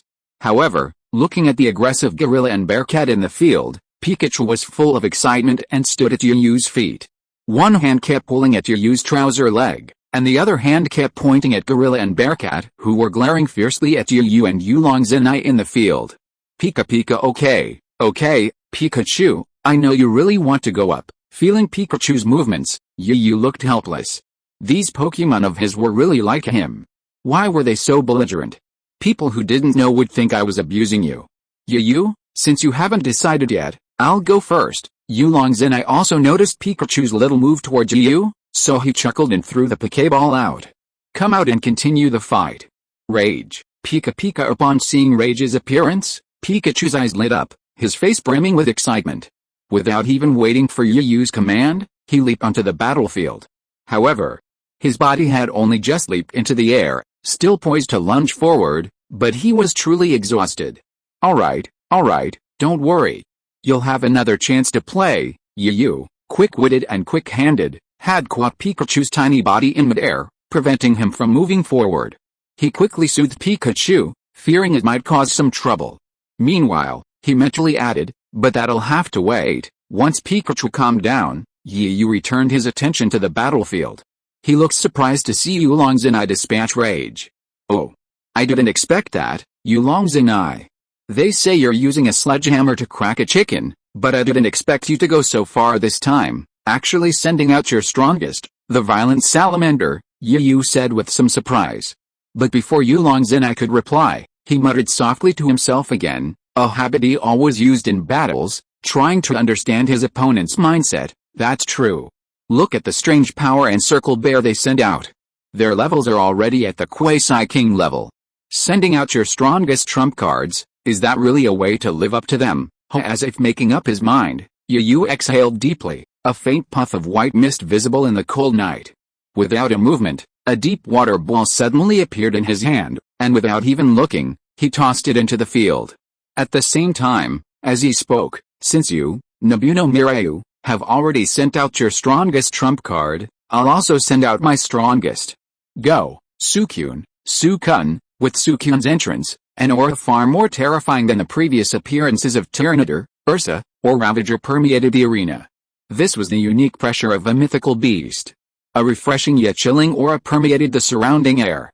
Even the two incredibly muscular Tyranitar and Ursa, facing off, shuddered the moment Suicune's eyes met. Holy crap! This is a mythical beast. Nobuno Mireu, a man of considerable experience, recognized Suicune instantly and couldn't help but curse. Haha, just basic stuff. Stay calm. Don't act like some unsophisticated idiot. Yu Yu smiled softly, his gaze fixed on Fat Tiger and Sunia, who were frozen in shock. What the hell is this? Why isn't it in the Pokédex? After Suicune's appearance, everyone, from Gingerbread and Sunia to Prince Stoker and the rest of the crowd, seemed to be eager students eager to ask questions, immediately pulling out their Pokédex. However, as the Pokédex published in the Kalos region, it naturally only had a synthesized electronic voice to greet them. No information found. There are still many undiscovered Pokémon in the world. Chapter 314 Devils begins. What the hell? Why can't I find any information? Oh my god, is this Pokédex broken? It's completely snowy. Prince Shi and his companions stared at their Pokédexes, bewildered. As a typical dandy who had lived in Kalos his entire life and had only recently begun traveling, an ordinary trainer who hadn't even reached elite status, Prince Shi and his companions naturally didn't know or have even seen Suicune, the legendary beast found only in Kanto and Chengdu. After the initial confusion, Fat Tiger pointed at Suicune and yelled, "No, you're breaking the rules. Your Pokémon isn't listed in the Pokédex. So you have to send out a new Pokémon? Ignorance is terrifying." Yulong Zenai once again took the lead, but this time he only uttered 6 words.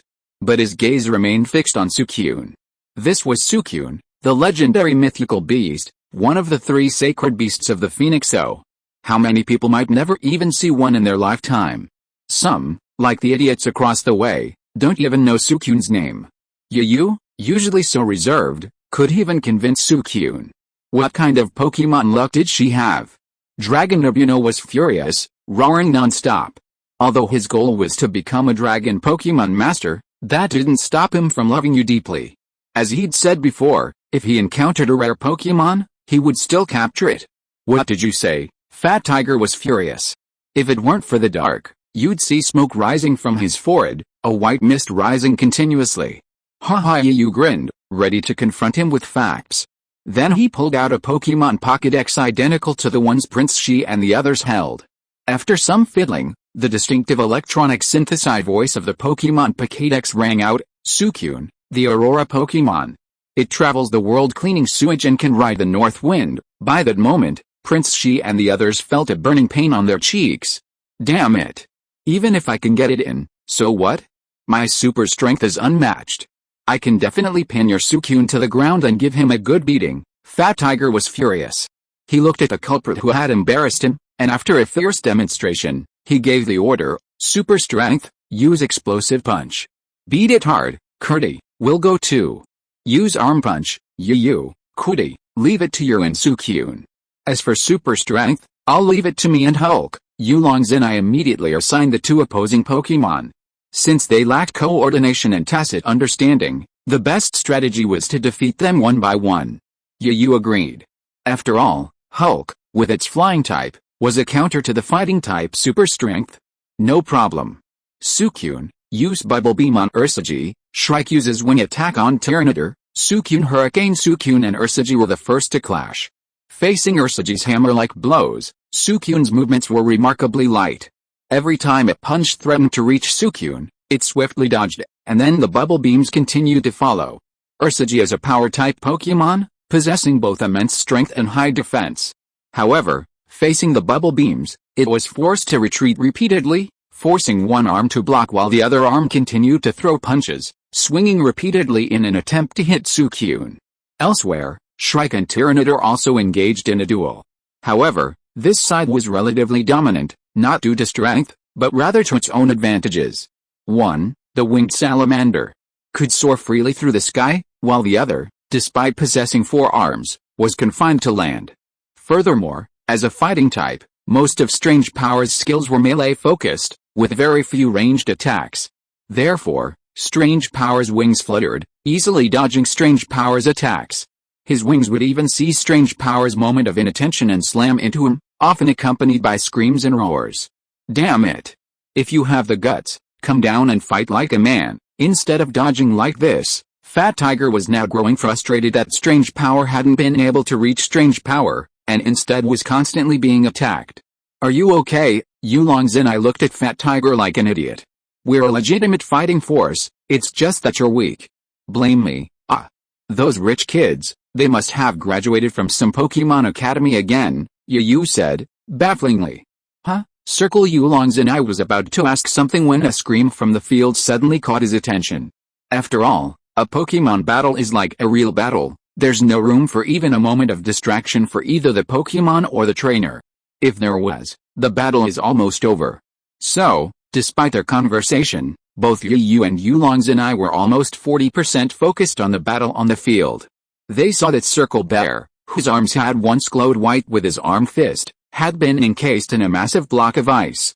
At this point, the arm fist could no longer be called an arm fist, it would be more appropriately called an ice block.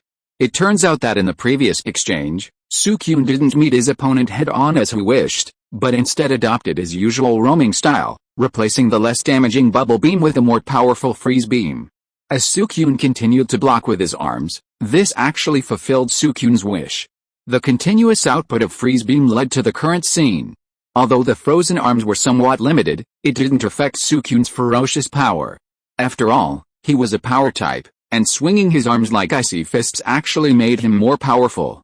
Great, that's how Suicune does it. Teach them a lesson. Seeing his success, Sunia excitedly danced with joy, like a boxer, waving his arms in the air. You're getting too carried away. Suicune finished his trial and used the water cannon. Chapter 315, Mist. Facing an unknown foe, Yu, despite being a battle-mad warrior, maintained a certain degree of caution. Whenever he engaged in a battle, he would have his Pokémon test the waters, ensuring a safe outcome. Water Suicune instantly condensed a water cannon, unleashing it relentlessly at Squirrel. Seeing the water cannon grow larger in size, Squirrel attempted to raise its arms, still encased in ice, to block the attack, but the weight of the ice and the limited mobility it was experiencing meant it was always a step too slow. The water cannon struck Squirrel without mercy, sending Squirrel tumbling backward under the force. Bang! Because both arms were heavily covered in ice, the ice-covered arms were the first to fall to the ground, leaving two small dents. While the water cannon was powerful enough and had landed completely, Squirrel, true to its name, was a renowned Pokémon for its ferocity. Far from losing its fighting ability, the attack actually unleashed its inherent ferocity. Oh, you're screwed. You've actually angered Kumaru. You know, even I can't control Kumaru when he's angry. Sunia's face was filled with fear, yet there was a hint of gloating. Then just watch. Suicune uses water cannon to sober that big, stupid bear. The water cannon fired, aiming directly at Kumaru. However, Kumaru, enraged, like a warrior unafraid of fear and life and death, simply roared in the face of the water cannon. But as the roar faded, a column of orange energy instantly erupted from its mouth. Boom! A sudden explosion echoed, and the destruction beam and water cannon skills collided directly, colliding with each other. At that moment, the air seemed to distort, and neither skill had any effect. After using up the destruction time, Kumaru, like a king who had been asked to leave, repeatedly beat his chest with his arms, making a muffled thud. Then, with swift strides, it bolted towards Suicune, looking as if it was about to tear him apart. Yu was somewhat surprised. He had thought one more water cannon shot would resolve the situation, but it hadn't been as impressive as expected. He hadn't expected the frantic Kumaru to become so formidable. Its speed and strength significantly increased. But so what? Even a frantic Kumaru couldn't change the fact that it was a massive bear. Suicune, use freeze beam to cool down the opponent. Suicune concentrated the icy freeze beam from his mouth and fired it, intending to freeze Kumaru once more, or perhaps freeze some part of its body, to make the rest of the fight smoother. But ultimately, Yu and Suicune were disappointed. The frantic Kumaru was like a thug, charging like a speeding truck. Every freezing beam fired at Arceus was shattered by it, the resulting icy shards rustling and gleaming in the light illuminating the battlefield. Haha, you're at your wit's end? Arceus in this state is truly terrifying, Sunia chuckled with unbridled triumph. That's truly impressive. You really can't underestimate any Pokémon. Even if they aren't legendary, their battle instincts can certainly make up for the difference, Yu muttered to himself. Every battle they engaged in wasn't simply a fight, it was more about learning from the other party's experience to improve their own combat. At this point, Yulong's and I also noticed what was happening with Suicune and Arceus, and couldn't help but speak up. Hey, Yu, how long are you going to take? The battle here is almost over. Don't insult a legendary Pokémon like Suicune. HMPH, I might not be your match in a Pokémon battle, but when it comes to dealing with these scumbags, I'm definitely faster than you. Perhaps because he's always been defeated by Yu, even now, despite their partnership, Yulong's and I is simmering with a fierce determination to surpass Yu. Indeed, with a stat suppression, the monster is being beaten back relentlessly. It's no exaggeration to say that at this point, if Baocian doesn't want to, the monster can't even touch its edge. With the dual advantages of flight and stats, the monster is being severely defeated. If Yulong's and I and Baocian wanted to, they could almost end the battle and come to Yu's aid.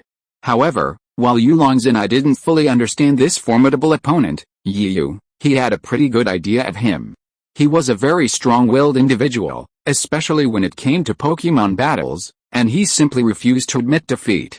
Therefore, Yulong's and I only asked symbolically, without harboring any serious expectations. Otherwise, he wouldn't have let Baocian retain his strange power for so long, just to pass the time and avoid watching others fight. As expected, after hearing Yulong's and I's question, Yu raised an eyebrow, her gaze barely lingering on the battlefield. Without turning back, she gave Yulong's and I an okay gesture. Alright, Suicune, the battle is over. We can't keep others waiting, that would be rude, Suicune whispered, his watery yet menacing eyes fixed intently on the approaching Kuma. Suicune, use freeze beam. This time, aim at the ground. When Kuma was still a short distance away, Suicune unleashed freeze beam, striking Kuma at the point where it was about to approach. All of a sudden, even though there was no water on the battlefield, a large piece of ice formed on the field where Suicune was alive. Haha, I said you are useless. Even if there is no information about that Pokémon. But you are just so-so. Even your skills can miss, Soon he laughed so hard that he fell forward and backward, which was extremely exaggerated, as if Kirishima completely hit Suicune the next moment, he would jump 3 feet high from where he was. Yu Yu's smile remained. In the field, after Suicune used the freeze ray, he once again turned his gaze to Kirishima. Laugh, laugh, just laugh hard. Later you probably won't even have the chance to cry. Shaking his head with a chuckle, Yu Yu cleared his mind of distracting thoughts, and his gaze followed closely to Kirishima, who was still in a rampaging state. Thanks to the book friend Keizu for the reward of 100 book coins. Chapter 316, Scissors, Paper, Hammer. Time seemed to slow down under intense concentration. Yu Yu and Suicune were both intensely focused, watching the onrushing Kumaru's every rise and fall with unexpected tacit understanding. Kumaru finally, as time seemed to tick by in minutes, Kumaru's heavy paws touched the ice. Regardless of whether the sudden change in foot temperature might cause discomfort after stepping on the ice, Kumaru had barely taken a few steps before slipping and pitching forward, landing flat on his back. The entire battlefield shook slightly from the fall. The ice beneath him, unable to withstand the force, cracked like a spider web, finally turning into icy shards. Pursue the victory. Suicune, use freeze ray. Seizing this opportunity, Yu Yu once again ordered Suicune to use the freeze ray he had used countless times. This time, however, the freezing ray wasn't aimed at the ground anymore, but directly at the swarm's body. The circle in the middle of its belly seemed to have become a bullseye. And before the swarm could react, the freezing ray had landed squarely on it. Instantly, under Suicune's relentless energy output, the swarm's body began to freeze at a visible rate, eventually forming a massive block of ice that completely encased the swarm. Suicune, one last water cannon. Under the blast of the water cannon, the surface layer of ice shattered, revealing the swarm within, now incapacitated and its size reduced to the shape of mosquito coils. At the same time, seemingly sensing Yu Yu's movements, Yulong's and I quickly called out to the Tyrant Swarm, give it one last Dragon Breath strike. With a powerful burst of Dragon Breath, the swarm's body struck the strange force. Stellar instantly collapsed to the ground, its 6 limbs drooping limply to the side, completely incapacitated. Seeing 2 of their Pokémon simultaneously incapacitated, the members of Prince's side were stunned. Although they had heard Prince's stories before, they hadn't expected that Xiaozhi and Stellar, both ranked among the top 6 in strength, could be so easily defeated. Seeing the 2 opponents' calm demeanor, and Suicune and Shrike, who remained calm and composed, as if they could continue the battle for another 300 rounds, the rest of Prince's side, who hadn't yet entered the battle, felt a chill in their hearts. Gurgle. Although they had seen similar battles before, either in movies or watching others fight, this new experience was a completely different experience, and the sound of swallowing saliva echoed. Hey! What are you all standing there for? Send the next group up. Or just admit defeat. While our fight wasn't great, we'll just treat it as a post-meal digestion, Yulongzhen urged. Yulongzhen's initial words were perfectly normal, but the latter part was a blatant humiliation. Prince Shi and the others were furious, looking as if they couldn't wait to charge in and shut them down. Hurry up. I have something else to do, Yu Yu said more directly. It seemed as if he'd remembered something he'd promised someone or something. But with so much on his plate today, he couldn't quite recall it. This, as if still suffocated by fear, the remaining Prince Shi's men, listening to Yu Yu and Yulongzhen's urging, hesitated for a long time. Not only did they fail to articulate their point, they even looked at each other, showing no sign of letting go. What the hell? You've been talking for ages and nothing's come up with anything. Why don't I just help you guys out? If you're such a loser, just surrender and admit defeat. If you're such a loser, just apologize. Listening to Yu Yu and Yulongzhen's chorus, Prince Shi and the others were about to explode, but the situation was stronger than them. What are you looking at? Hurry up and get on with it. Don't embarrass us. Prince Shi glared angrily at the 2 people in the other group. No, boss. They're just too strong. My legs are shaking. I can almost hear Blastoise's cries of reluctance to fight. Yes, boss.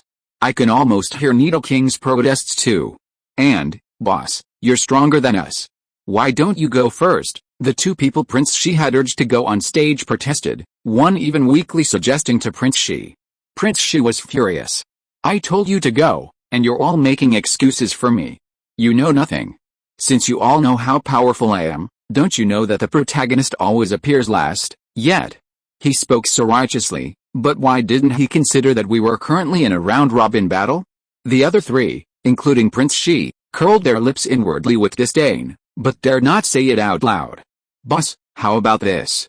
Let's play rock paper scissors. Whoever loses goes first. How about that? Wow. What are they doing? A bunch of people gathered together, whispering. It's just a Pokemon battle, isn't it? Why are they being so fussy? Yulong's and I looked mad, pulling at his hair in annoyance. What can I do? Who told you to look so fierce? It would scare others. Yu curled his lips, but in his heart he kept thinking about what exactly he had forgotten. Yulong's and I was furious. He was supposed to be handsome and elegant, but why did he transform into a monster when it came to Yu? Hey, Yu, I'm not happy with what you said. Let me have a good talk with you. However, just as Yu was reciting the things he had forgotten, he didn't know that, a few kilometers away in the aromatherapy dojo, someone was also constantly talking about him. Just as Yu's doubles match with Prince Shi and the others began, the Shengda fashion show, held in Aromatherapy City tonight, also began. At that moment, even from Yu's position in the park, he could almost see several pillars of light reaching the sky in the distance. They were so obvious in the darkness, like the lights of a lighthouse, so distinct. Chapter 317 Fashion Show in Progress. As Yu and Shi Taizi's doubles match continued, the fashion show continued.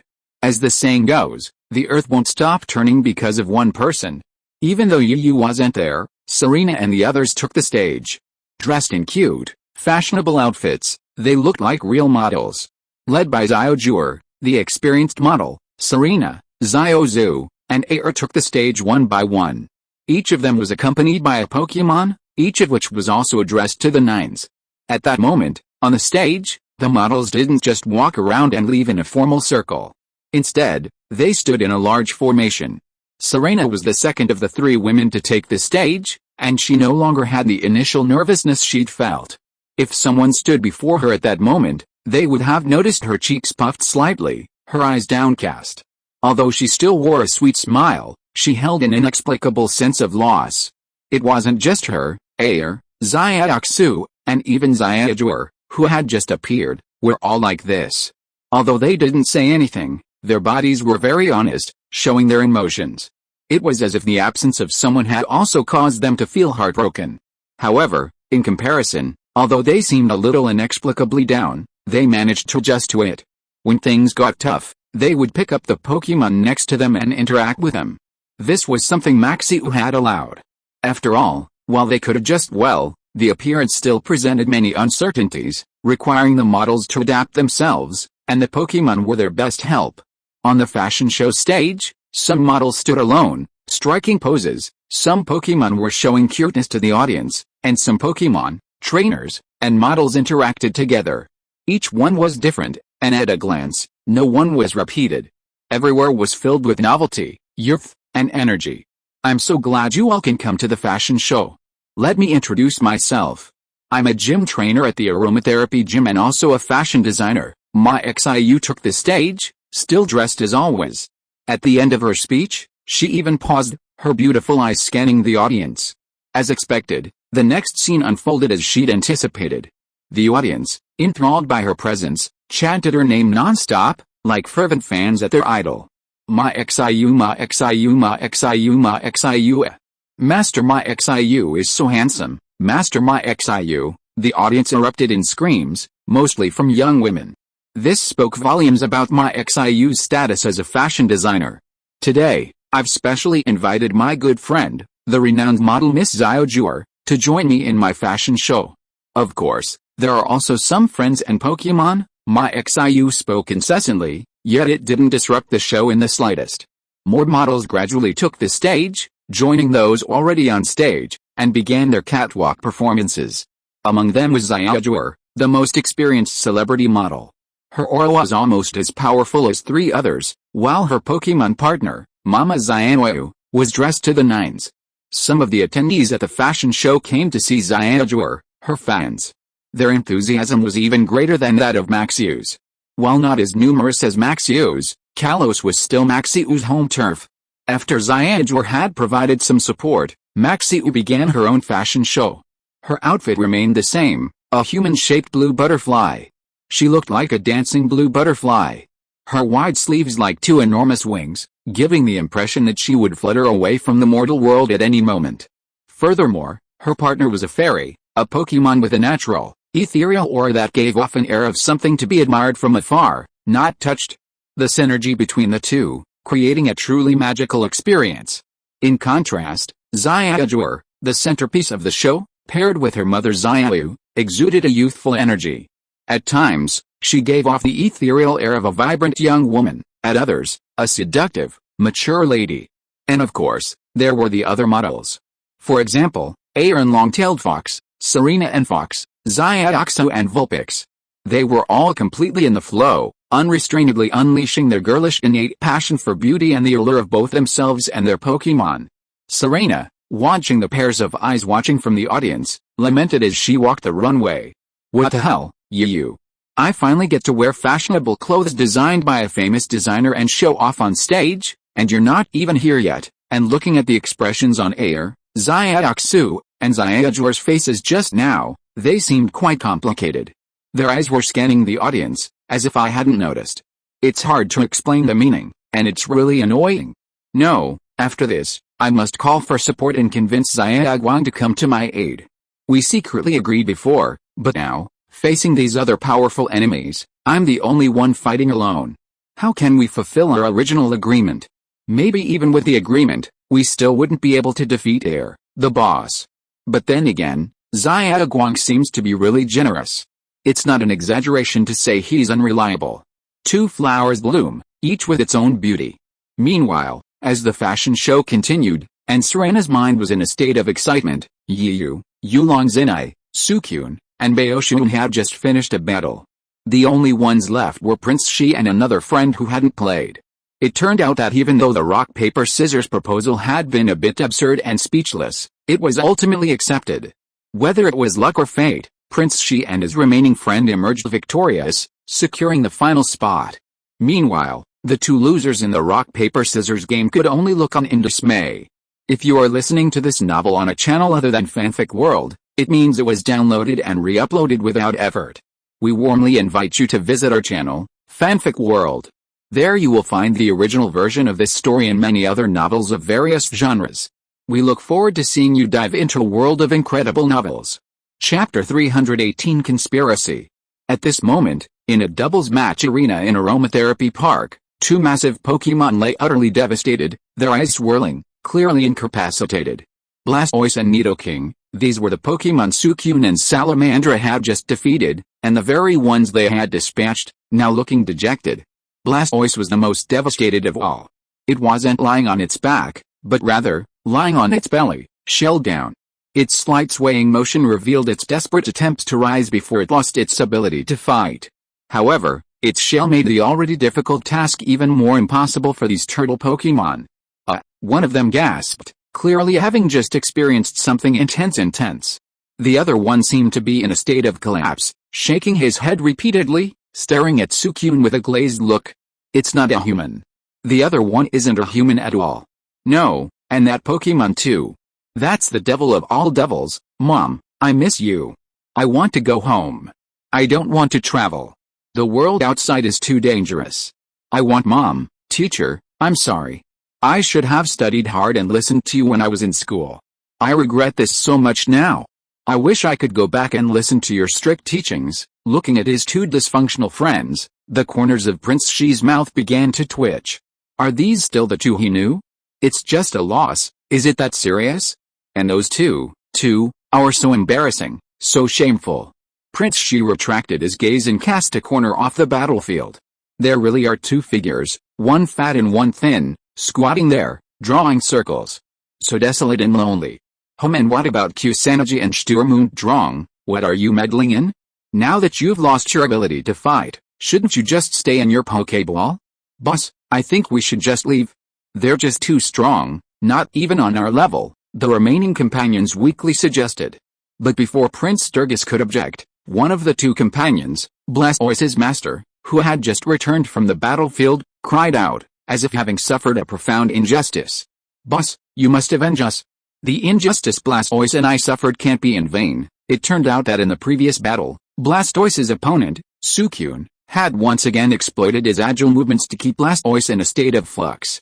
He also exploited his speed to engage in close combat, harassing Blastoise with occasional water cannons, charging and other attacks, relentlessly attacking Blastoise's lower body. This forced his trainer to order it to retreat into its shell, and thus, Suicune used it to test his abilities. You, look at this. How could you bully others like this? Look how much he hates you now. Yulongzhenai had a wicked smile on his face.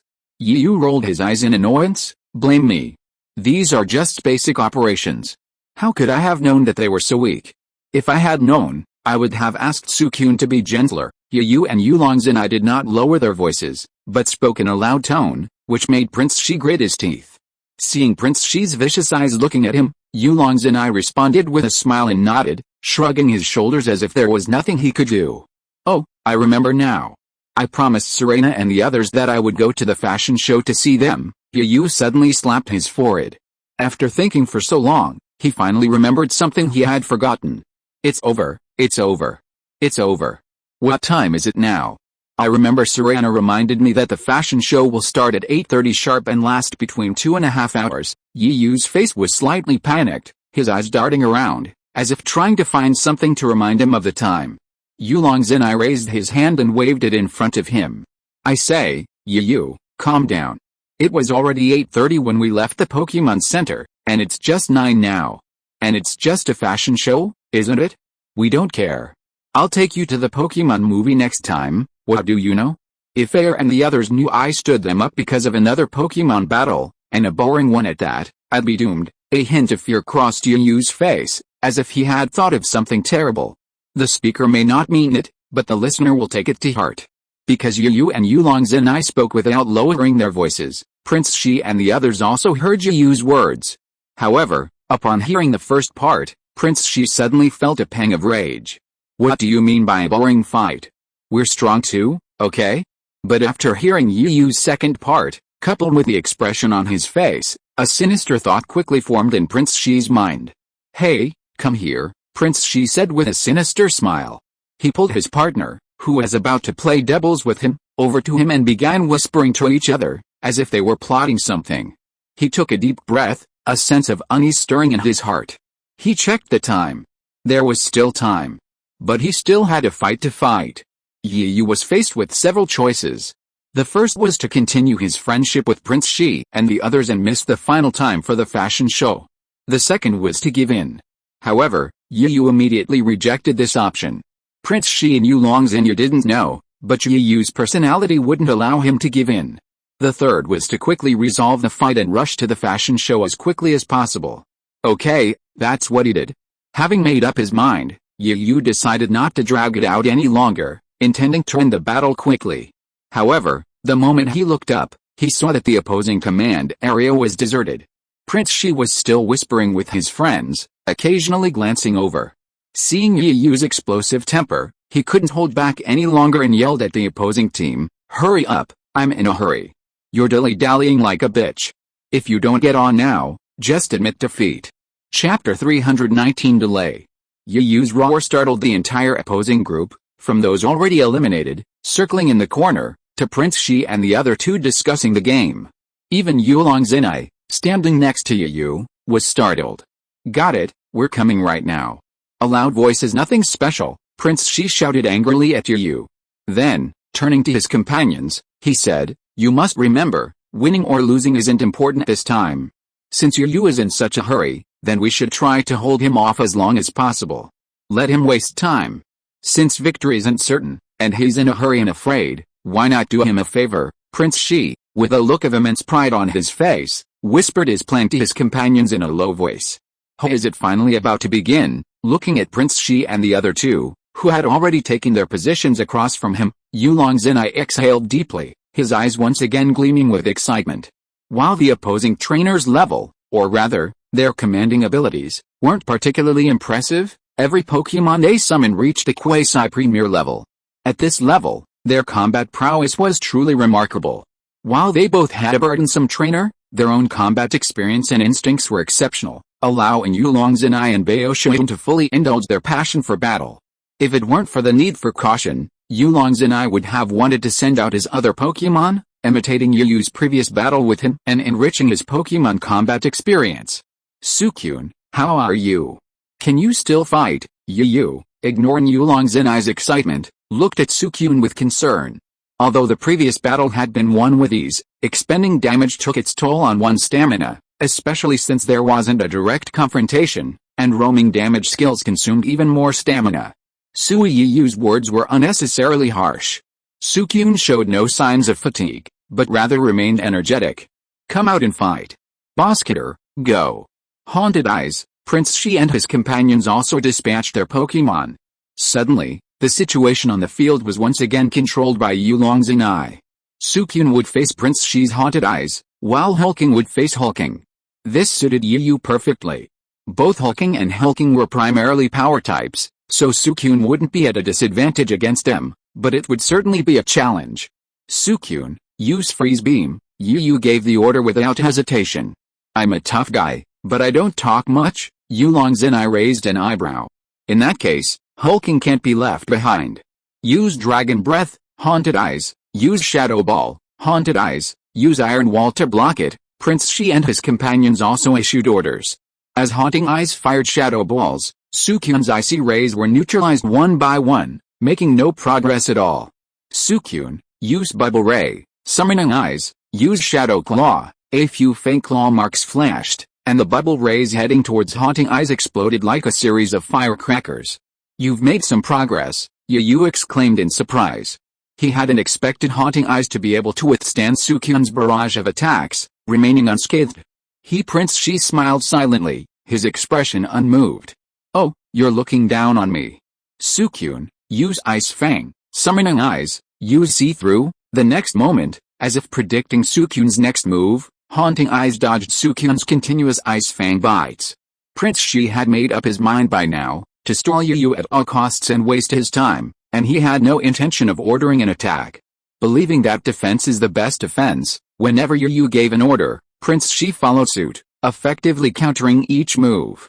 Why do I suddenly feel like this guy's getting a bit tricky? Yu had this inexplicable feeling. Alice, it all comes down to the fact that the bond between Suicune and I isn't deep enough, and we haven't had enough time to grow. While both are highly talented, everything takes time. If it were Pikachu, it would have been a piece of cake, or Gyarados could have simply crushed it with sheer power. But we can't rely too much on Pikachu. We should give our younger members opportunities to grow, and a more even distribution of power would be better. Right now, Suicune and I are probably just in the process of getting used to each other. As long as we use it more often, we should be able to get back on track. Yu was feeling a bit troubled. While his Pikachu was powerful, he couldn't just send it out every time he faced an opponent, regardless of their level. If this continued, his team would probably become polarized. Suicune, use your supernatural power. Soul Snatching Eyes, use Immobilize. Suddenly, Suicune felt an invisible resistance. His supernatural power was being restrained. Yu's mouth twitched. He hadn't expected the Soul Snatching Eyes, which only defended but didn't attack, to be like a piece of meat on a rolling knife. There was no way to deal with it. Okay, you want to fight it out, huh? Suicune, use Meditation, then we'll use Stare at the Soul Snatching Eyes. For a moment, Suicune was completely helpless against the Soul Snatching Eyes. He had no choice but to obey Yu's orders and improve himself. Putting aside the sudden harmony here, let's turn our attention back to the battle between Sakura and Boscadora. As both Pokémon were power types, the clash between these two Pokémon was a relentless, physical battle. Metal Claws, Iron Bones, Dragon Claws, and Dragon Tails were all effortlessly displayed. The metallic sheen and emerald green hue danced and intertwined, and the muffled and violent sounds were endless. Sakura, use Dragon Breath, Yulong Zinai ordered. Boscadora, seal it with rocks. No? He's quite a formidable creature. Looking at the Dragon's Breath blocked by the rock seal, Yulong Zinai frowned. It seems the boss's strategy of defending without attacking is really working. The little friend chuckled quietly, inexpressibly proud. He obediently did not initiate an attack, simply waiting for Yulong Zinai's orders. Chapter 320 Iron Wall. Damn it. I don't believe I can break Boscadora's defense. Violet Salamander, use Jet Fire. Yulong Zenai made up his mind. If he continued to consume Boscadora at this rate, even if his Violent Salamander was formidable, his stamina would undoubtedly be no match for Boscadora at its peak. Suffering a loss would be a minor matter, but being dragged down and worn down would be the ultimate humiliation. Therefore, he decided to exploit his stat advantage. Otherwise, at the same level, Violent Salamander wouldn't be able to crush Boscadora. Boscadora, use Rock Seal. However, while Boscadora's Steel type was suppressed, it possessed both Steel and Rock type abilities, effectively negating each other's effects. As expected, the Jet Fire was blocked by the Rock Seal before it could even reach Boscadora. The Jet Fire formed, preventing the Fire Dragon from advancing even a single step, but Boscadora's Rock Seal didn't harm Violent Salamander either. Since ranged attacks don't work, let's try close combat. Battle Salamander, use Fire Fang. Seeing the jet of flames being neutralized before it even reached its target, without even a ripple, Yulong Zenai decisively ordered the Thunderbolt to switch to Fire Fang's faster melee attack. However, perhaps because the Thunderbolt's attacks had been repeatedly blocked by Boscadora, the Thunderbolt's confidence was immense.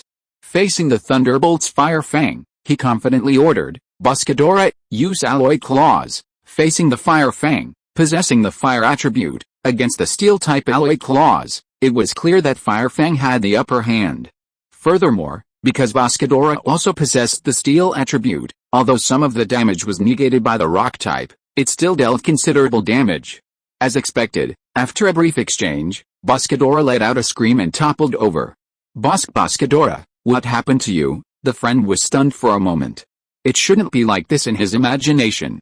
At this time, Fat Tiger, who was originally huddled in the corner and joined the team drawing circles, had become a spectator watching from the side. After seeing the little friend's fancy operation, he couldn't help but curse, "Are you an idiot? You dare to come out before the Pokémon attribute list is complete. What did the teacher in school teach you? It hasn't been long since you gave it back to him. The Steel type is restrained by the Fire type, not to mention that your Boscadora itself has Steel attributes. Ha, I'm laughing to death. Don't listen to that guy's nonsense. I give you 666 for this wave of operations." Yulong Zenai laughed forward and backward. What do you mean? Great opportunity. Storm Salamander uses Dragon Tail. Without giving the friend or Boscadora a chance to react, Storm Salamander's tail once again made close contact with Boscadora. Because of its armor-like iron structure, the tail's impact made a crisp sound. But with each resounding sound, Boscadora's massive body was slammed sideways by the dragon's tail. As if unwilling to let such a good opportunity slip by, Storm Salamander's claws and tail moved up and down, unleashing a barrage of dragon-type skills from both its claws and tail. Boscadora! Boscadora! Boscadora! The muffled sound continued, accompanied by Boscadora's screams. At this point, the other comrades were stunned, clearly dazed by the scene before them. For a moment, they didn't know what to do. They even forgot to issue the order to defend or counterattack, simply watching their Boscadora being assaulted by the Violent Salamander. Ouch, that hurts. The sudden pain in his head made the surviving comrade instinctively cover his head and look at the culprit. "Boss, why are you hitting me again?" "I'll go stupid if you keep hitting me," the comrade protested in dissatisfaction, completely oblivious to the ongoing battle. Prince Shi's veins throbbed at the sight, and if he hadn't been mindful of the presence of so many people, he would have nearly burst into a curse.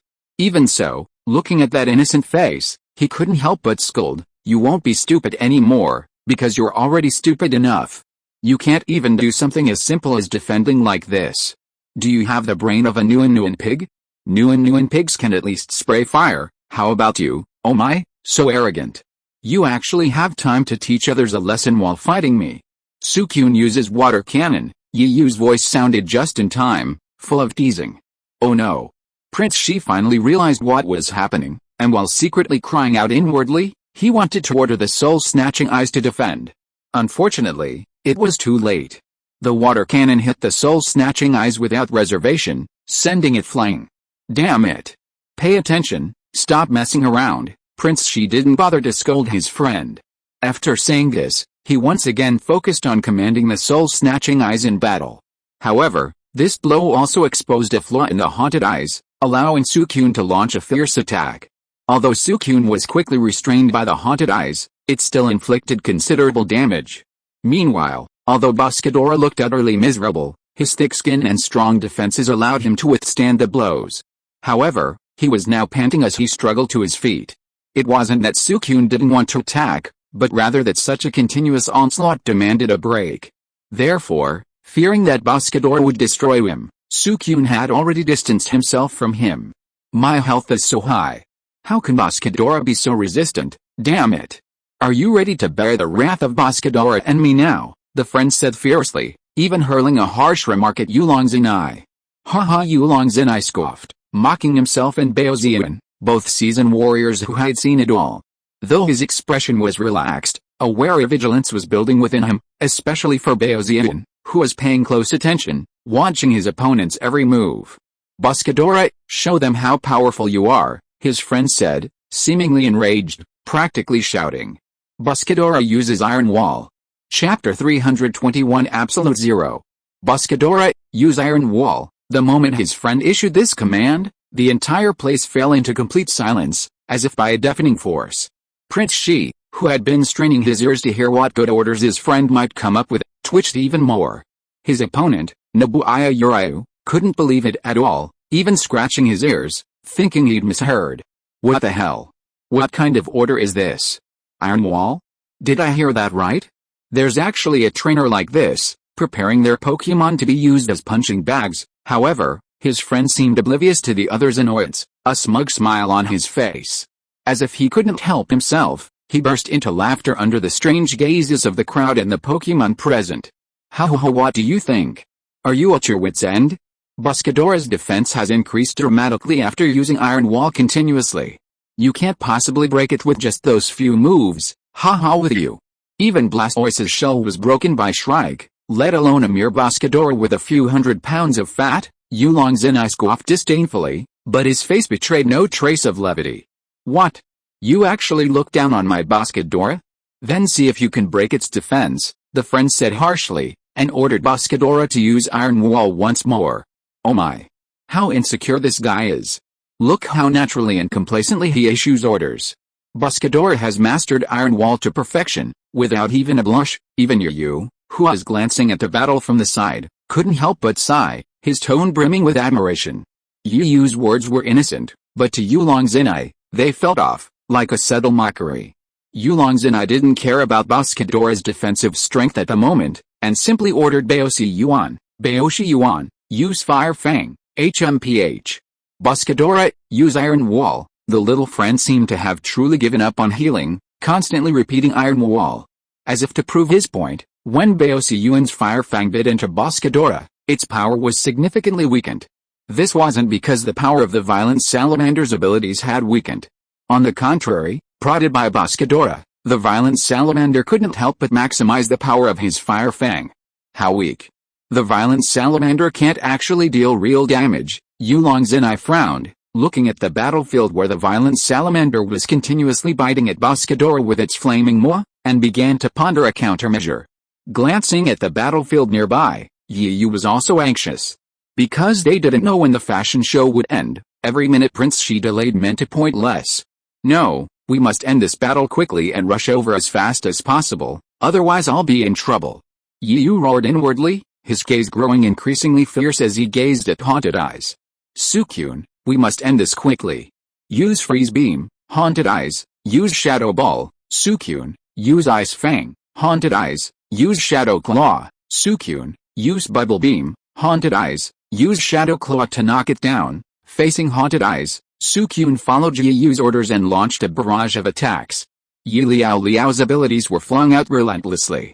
Suicune was even panting slightly from the sheer speed of his attacks, his chest and abdomen heaving, his once smooth fur becoming slightly disheveled. Of course, Haunted Eyes, the target, though only defending, wasn't much better off. Suicune's attacks were so rapid that Haunted Eyes now had to kneel on one knee to support himself. So tenacious, even Yu was beginning to grow frantic. As if truly cornered, yet also anxious to end the battle, Yu nervously muttered, as the saying goes, a fight turns a bicycle into a motorcycle. So, Suicune, try out your new special move. It seemed Suicune's special move was truly remarkable. Yu subconsciously uttered a rather childish slogan. I alone reign supreme in heaven and earth, Nani, everyone exclaimed in surprise, even more so than their friends earlier, their eyes shimmering with excitement. Murkrows flew in unison over everyone's heads, leaving countless black dots in their wake. Ha ha ha rare. You actually have such a childish side. Not bad, we're kindred spirits. Haha. Although he knew that this Pokemon battle was a serious matter, and that there was no room for distraction, Yulong's and I couldn't help but place a hand on Yu's shoulder and laughed heartily. Prince Shi felt the same way. Seeing his mortal enemy display such an embarrassing side, if it weren't for the ongoing battle, Prince Shi would have been tempted to rush to Yu and taunt him. However, he wasn't being reserved at this moment. He saw no opportunity to press his advantage, so he taunted Yu with all his might. HMPH. Yu snorted, but it was unclear what he meant.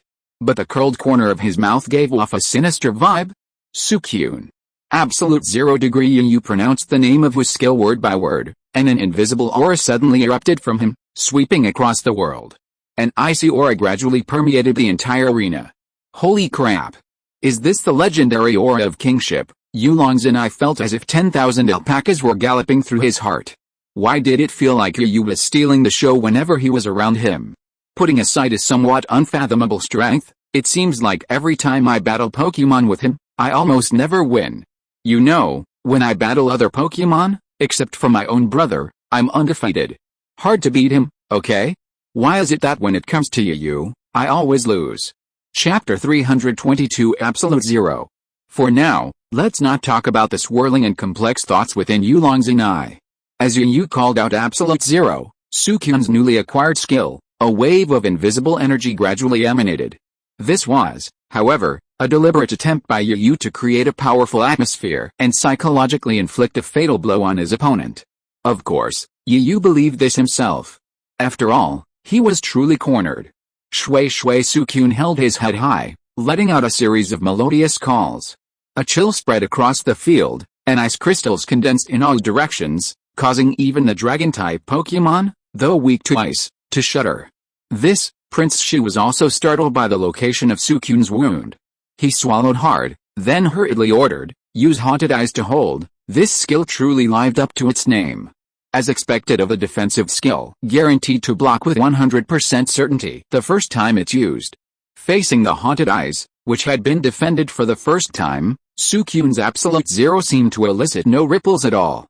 The Haunted Eyes felt only a gust of cold wind, and nothing more entangled them. Those jewel-like eyes seemed frozen in silence. It was as if they were saying, "Are you kidding me? All that fanfare before, and now you're just like a drizzle. You're really deceiving me." Of course, everyone present thought the same. Prince Shi even clutched his stomach and began to laugh at Yu and Suicune. It wasn't just him, his companions shared the same sentiment. Even Yulong's and I glanced suspiciously at Yu and Suicune. But the next moment, their laughter completely died down. Their eyes bulged out, their mouths gaping wide enough to fit an apple. Boom!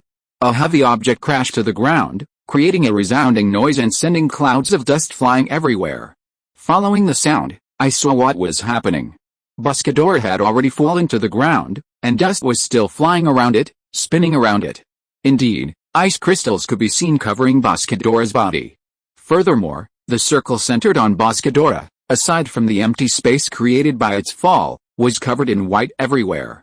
Frost on the ground reflected the light from the floodlight. The moonlight from the dark night shone on the roof, as if the moonlight were engulfed and collected within it, surprisingly beautiful.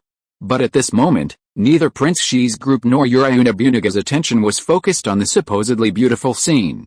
Their gazes lingered in a straight line, lingering between Suicune, Abraxas, and Spellbound.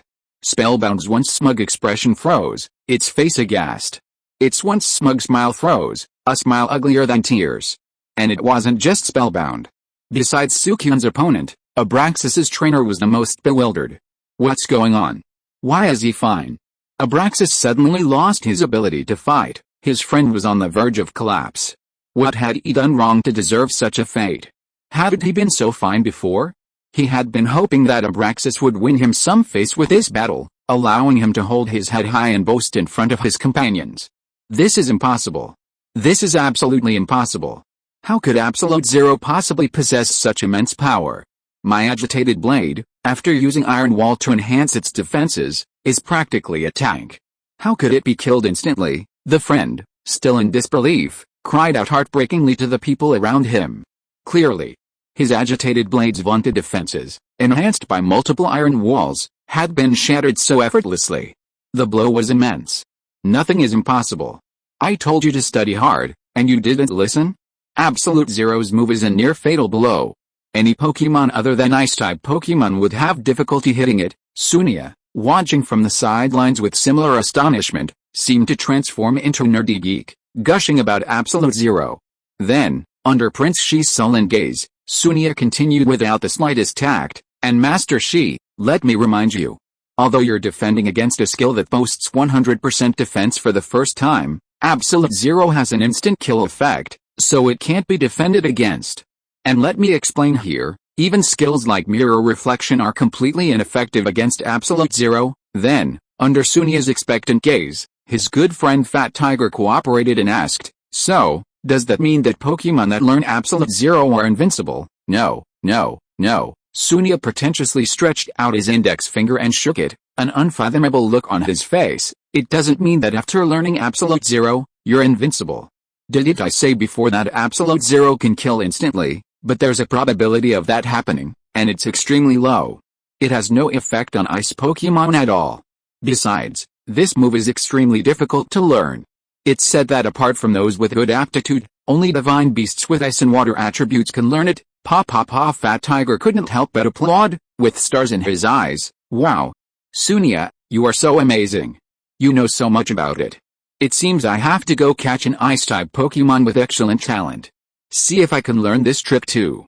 Then I will. He looking at the indescribable expression on Fat Tiger's face and the strange laughter from time to time, Sunia rubbed his nose with a wry smile.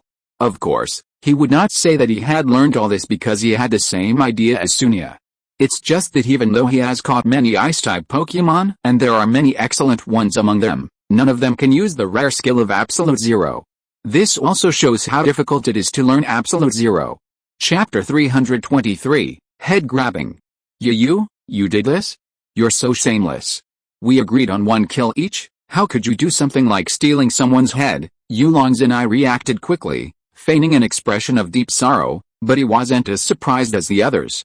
After all, this wasn't his first Pokemon battle with Yu, and he'd already gained some experience.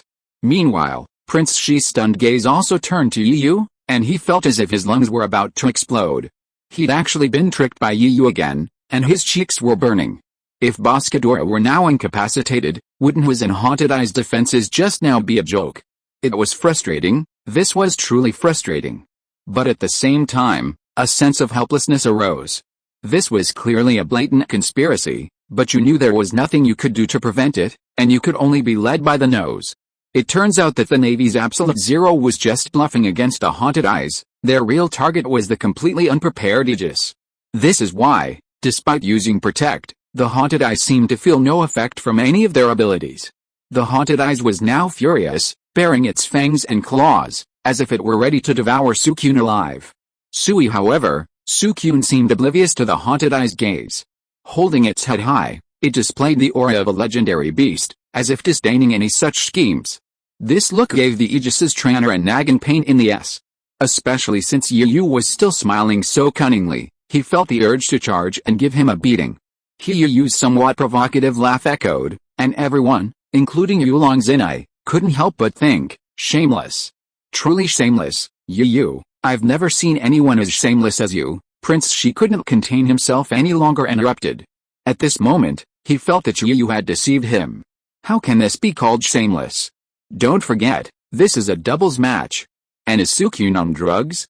Is he cheating? Suicune defeated the opponent on his own. Okay, Yu said confidently. Yu is right. This is a doubles match, not a one-on-one fight. Have you driven yourself crazy after standing against each other for so long? After the initial unpleasantness, Yulong Zenai immediately chimed in. Finally, a pitiful look crossed Yulong Zenai's face again, and he looked at Yu. Yu, let me make this clear. Boscadora has been defeated by you and Suicune. So, you are not allowed to compete with me and Ryuga for the remaining soul-snatching eyes. Otherwise, I'll be angry with you. Yu Yu's smug smile froze when Yulong Zenai said this. While the words were not wrong, they sounded a bit awkward to him. Alright. I'll leave soul-snatching eyes to you. But you have to be quick, I'm in a hurry. Under Yulong Zenai's eager gaze, Yu Yu finally couldn't resist and agreed. Although he agreed not to participate in the battle between Ryuga and soul-snatching eyes, Yu Yu also didn't reclaim Suicune's Pokéball. Because in Pokemon battles, outside of those few on several battles where other Pokemon can be replaced, there's a difference between a Pokemon losing its combat ability and having its Pokéball voluntarily reclaimed by its trainer. If a Pokemon loses its ability to fight during a battle, the outcome is decided. However, in some battles, if a Pokemon remains capable and a trainer returns it to its Pokéball, it signifies surrender, or a forfeit of the match. Therefore, while Yu Yu intended not to intervene, that didn't mean he was resigned. He simply ordered Suicune to the edge of the battlefield, where he would be a bystander. Suicune, upon hearing Yu Yu's order, Suicune looked up at the haunted eyes with a hint of reluctance, yet still possessed a lingering desire to fight. But now that things had come to this, he could only respond with a few low barks, then toss his head back, proudly holding it high, and retreat to the side. If a tiger doesn't show its might, do you really think I'm a sick cat? Prince Shi was completely furious, glaring at the two men and their two Pokemon. This was blatant disdain. They had so casually assigned him a position right in front of him, acting so nonchalantly, as if he were truly weak. All the talk of defending without attacking, of adopting a delaying tactic, was completely forgotten by Prince Shi. He simply felt the need to fight, to vent his anger, otherwise it would never subside. Soul-snatching eyes, let's show them our fury. Use shadow attack, battle salamander, use fly to avoid it. Yulong Zenai also quickly issued a response order. Fly is a skill that allows a Pokemon to fly to dodge attacks or launch attacks. Obviously, facing soul-snatching eyes shadow attack, Yulong Zenai intended to use this confrontation to allow Battle Salamander to regain the initiative. However, Yulong Zenai still underestimated soul-snatching eyes shadow attack. Just as Battle Salamander flapped its wings and took off, thinking it had avoided the shadow attack. Under the spotlight, the shadow of the lizard was reflected on the floor. Suddenly, a pair of sniper eyes shot out from within it, its claws sharp as talons slashing down fiercely on the lizard. This slap instantly unsteadied the lizard, sending it careening towards the battlefield below.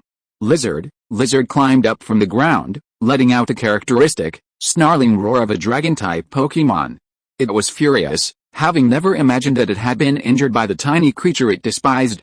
While the injury wasn't serious, it was still incredibly irritating, and to Lizard, it felt like a provocation.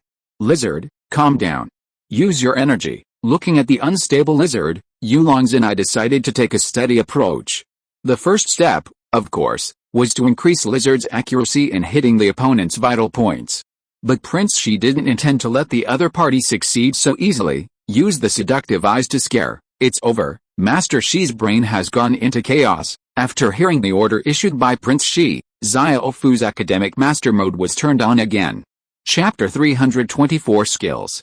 At this point, no one needed to ask questions. Sunfu, in his nerdy, shrewd mode, automatically spoke up, explaining to the group of underachievers around him, the skill scare, as the name suggests, is meant to startle the opponent, causing them to fear and retreat. But skills like this still have a flaw that's not really a loophole, right? While every skill should be dodged at a certain distance, skills like this primarily affect the enemy Pokemon's psychology. However, if the opponent's Pokemon is mentally strong or full of microvision, the skill is effectively useless. Finally, seeing the group of underachievers nodding in agreement, their expressions thoughtful, Sunfu, with a gratified smile, continued his nerdy mode. Pointing to the battle scene, and look, does that thug salamander seem to be affected by the scare? Following Sunfu's finger, they saw that, in the battle scene at that moment, the thug salamander, facing the scare skill unleashed by the soul-snatching eyes, showed no sign of fear or retreat. Anyway, he was still gathering his energy and glaring back with disdain. Wow! You really got it right, Sunfu. The first person to speak was, of course, Sunfu's good friend Fat Tiger. But after saying this, Fat Tiger looked at Sunfu from head to toe with some suspicion. Gurgle. Sunfu felt uncomfortable with Fat Tiger's gaze, and even his academic master mode subconsciously retreated, and he kept swallowing his saliva. Hey. Fat Tiger, why are you looking at me like that? Is there something strange on my body? Or do I have a spot on my face? Fat Tiger didn't notice the implication in Sun Fu's words, and his eyes were still fixed on Sun Fu, and he didn't even want to watch the battle on the field for the time being. He stroked his chin, sizing Sunia up. Speaking of which, Sunia, when did you become so strong?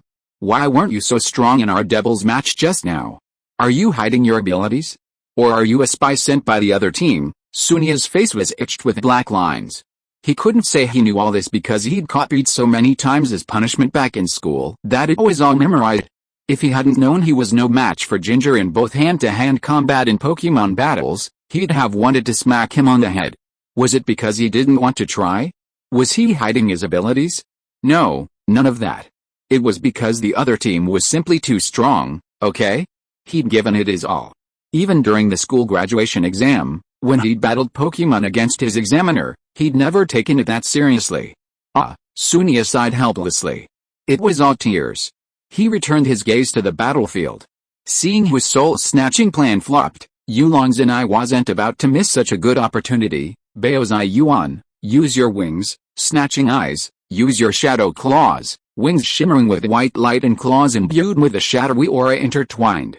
Perhaps due to Baozai Yuan's superior strength, the two abilities collided without a stalemate. Instead, snatching eyes was pushed backward, leaving two deep divots on the battlefield. The entire scene was watched with utmost nervousness, fearing a sudden disaster. However, the events proved their suspicions were overblown. Yu sighed, glancing periodically toward the clock.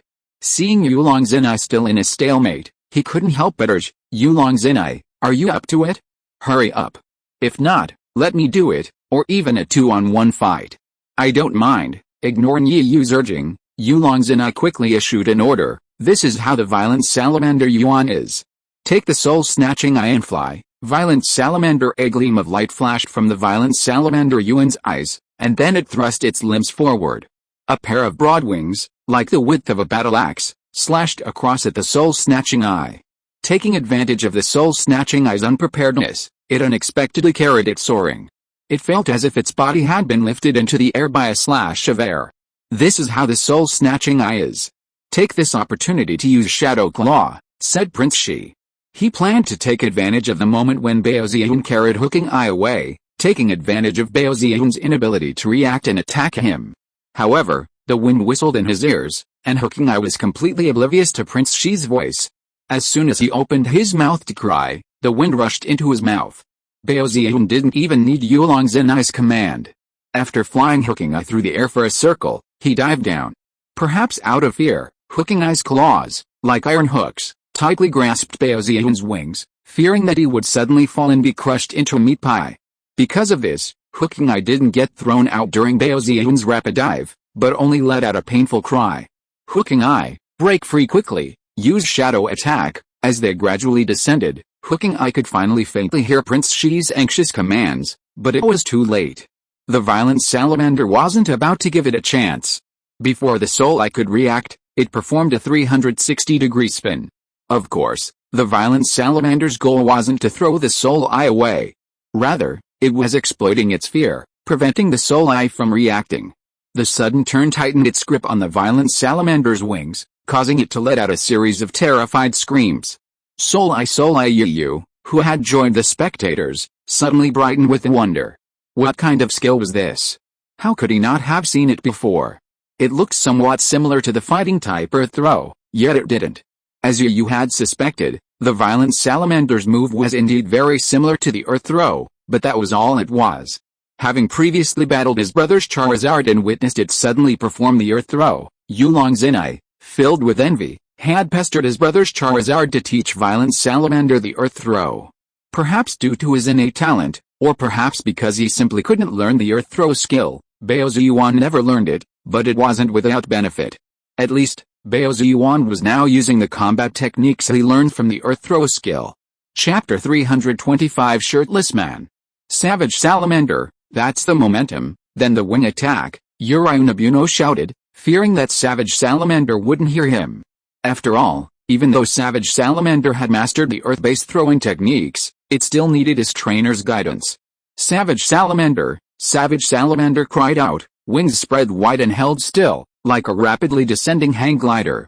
Finally, under the force of the wing attack, the inertia caused the Soul-Eye to fly backwards, unable to catch it, and crash directly onto the battlefield.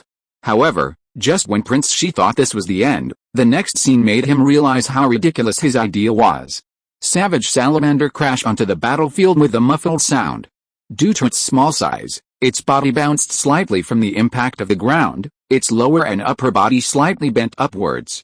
And with this seemingly insignificant movement, Savage Salamander launched its combo. Turbulent Salamander, use Dragon Tail, then Dragon Claw, and finally Thunder Fang, Yulong Zenai ordered. Turbulent Salamander, with a roar, Turbulent Salamander flapped its wings in midair, flipping in midair. With its head and tail level, it lashed its emerald green tail down fiercely at the slightly raised Soul-Eyes below. With this lash of Turbulent Salamander's tail, Soul-Eyes suddenly fell on its back, as if it had accidentally bumped into a pillar in its sprint. It let out a scream, a cry even louder than the previous one, before it could even finish its words. Turbulent Salamander wasn't about to stop. Its master had given it several orders. As a loyal and obedient Pokémon, it was determined to carry out its master's orders to the letter. With this thought in mind, the emerald light on the violent Salamander's claws shone, and then it began to strike relentlessly. Left claw, right claw, left claw, right claw. It repeated over and over, uncounted. Hooking Soul-Eyes felt as if his body was no longer in control, threatened to be reduced to pulp by violent Salamander.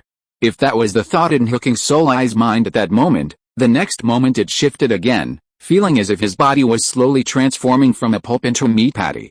There was nothing he could do, he didn't want to think that again. But violent Salamander wouldn't listen, unleashing its next attack. Flames enveloped its dragon's mouth, and then it opened, snapping at Hooking Soul-Eyes, who had just been sent flying by its last claws. Hooking Soul-Eyes felt a burning sensation throughout his body, as if his flesh, like a meat paste, were being slowly roasted in a furnace. Looks like the battle is almost over, Yu yawned boredly, clapping his hand in front of his mouth. This is too much, too much. Prince Shi's face was filled with madness, looking at the miserable Gout Hunayan being tormented by Baozian. This was a slap in the face. Haha, so what if I bullied you? I didn't expect you to be angry because your Pokemon lost. It's really a mockery for you. Yulong Zenai looked indifferent. Haha, goodbye. Baozian, it's time to end the battle. With that, Gao Hunayan was thrown out without any resistance by Baozian with a flick of his head. Once again making close contact with the ground, Gao Hunayan was completely incapacitated. Lying on the ground, screams and groans occasionally escaped from his mouth. Ah! The battle's finally over. I said we should retreat quickly. Yulong Zenai. I'll leave everything here to you, Shangtao. I'll be leaving first. Before Yulong Zenai could react, a flash of red light passed by him, and Suicune, who had been watching from the corner, was retrieved into Yu's Pokeball. Yu, leaving only a single word, took off, his Kingong skills at their peak. Ugh! Yulong Zenai is such a jerk. Wouldn't it be faster to fight two at once? But he insisted on going it alone. Now he's delayed me for a few more minutes. If Air and the others get mad at me for breaking my promise this time, I'm going to drag that guy down with me. Passing the buck? That seems like a good idea. Just as Yu rushed over, the fashion show at the aromatherapy gym was still going on, even though it was almost over. Thank you all for taking the time out of your busy schedules to come and watch. This fashion show is almost over, but it was a resounding success. On stage, Ma Xiu, one of the evening stars and the host, held a microphone and bowed slightly to the crowd. Then, changing her tone, she lifted her wide sleeves to slightly cover her mouth and chuckled softly, appearing quite ladylike. Next, let's consider it a small bonus for the fashion show's closing. You all know that I'm not only a fashion designer, but also a gym trainer.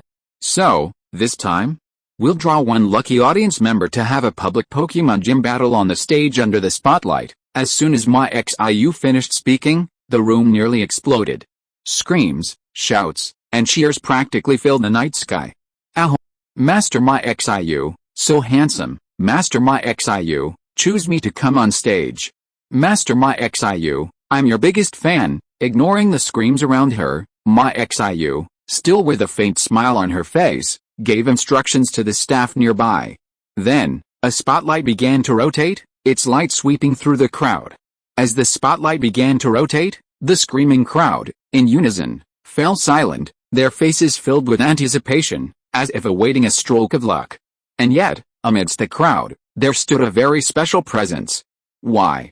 Because even summer nights in the city can feel chilly, let alone winter nights. It was a man in his mid-20s. His toned torso was bare, his muscles exposed. A black belt draped over his white trousers gave him the air of a man constantly striving for self-improvement. End of this chapter. Thank you so much for reading until the end. Don't forget to give it a like. Looking for more exclusive content and immediate access? Subscribe to our Patreon. Remember, every like, subscription or donation encourages us to continue. Thank you all. See you in the next video.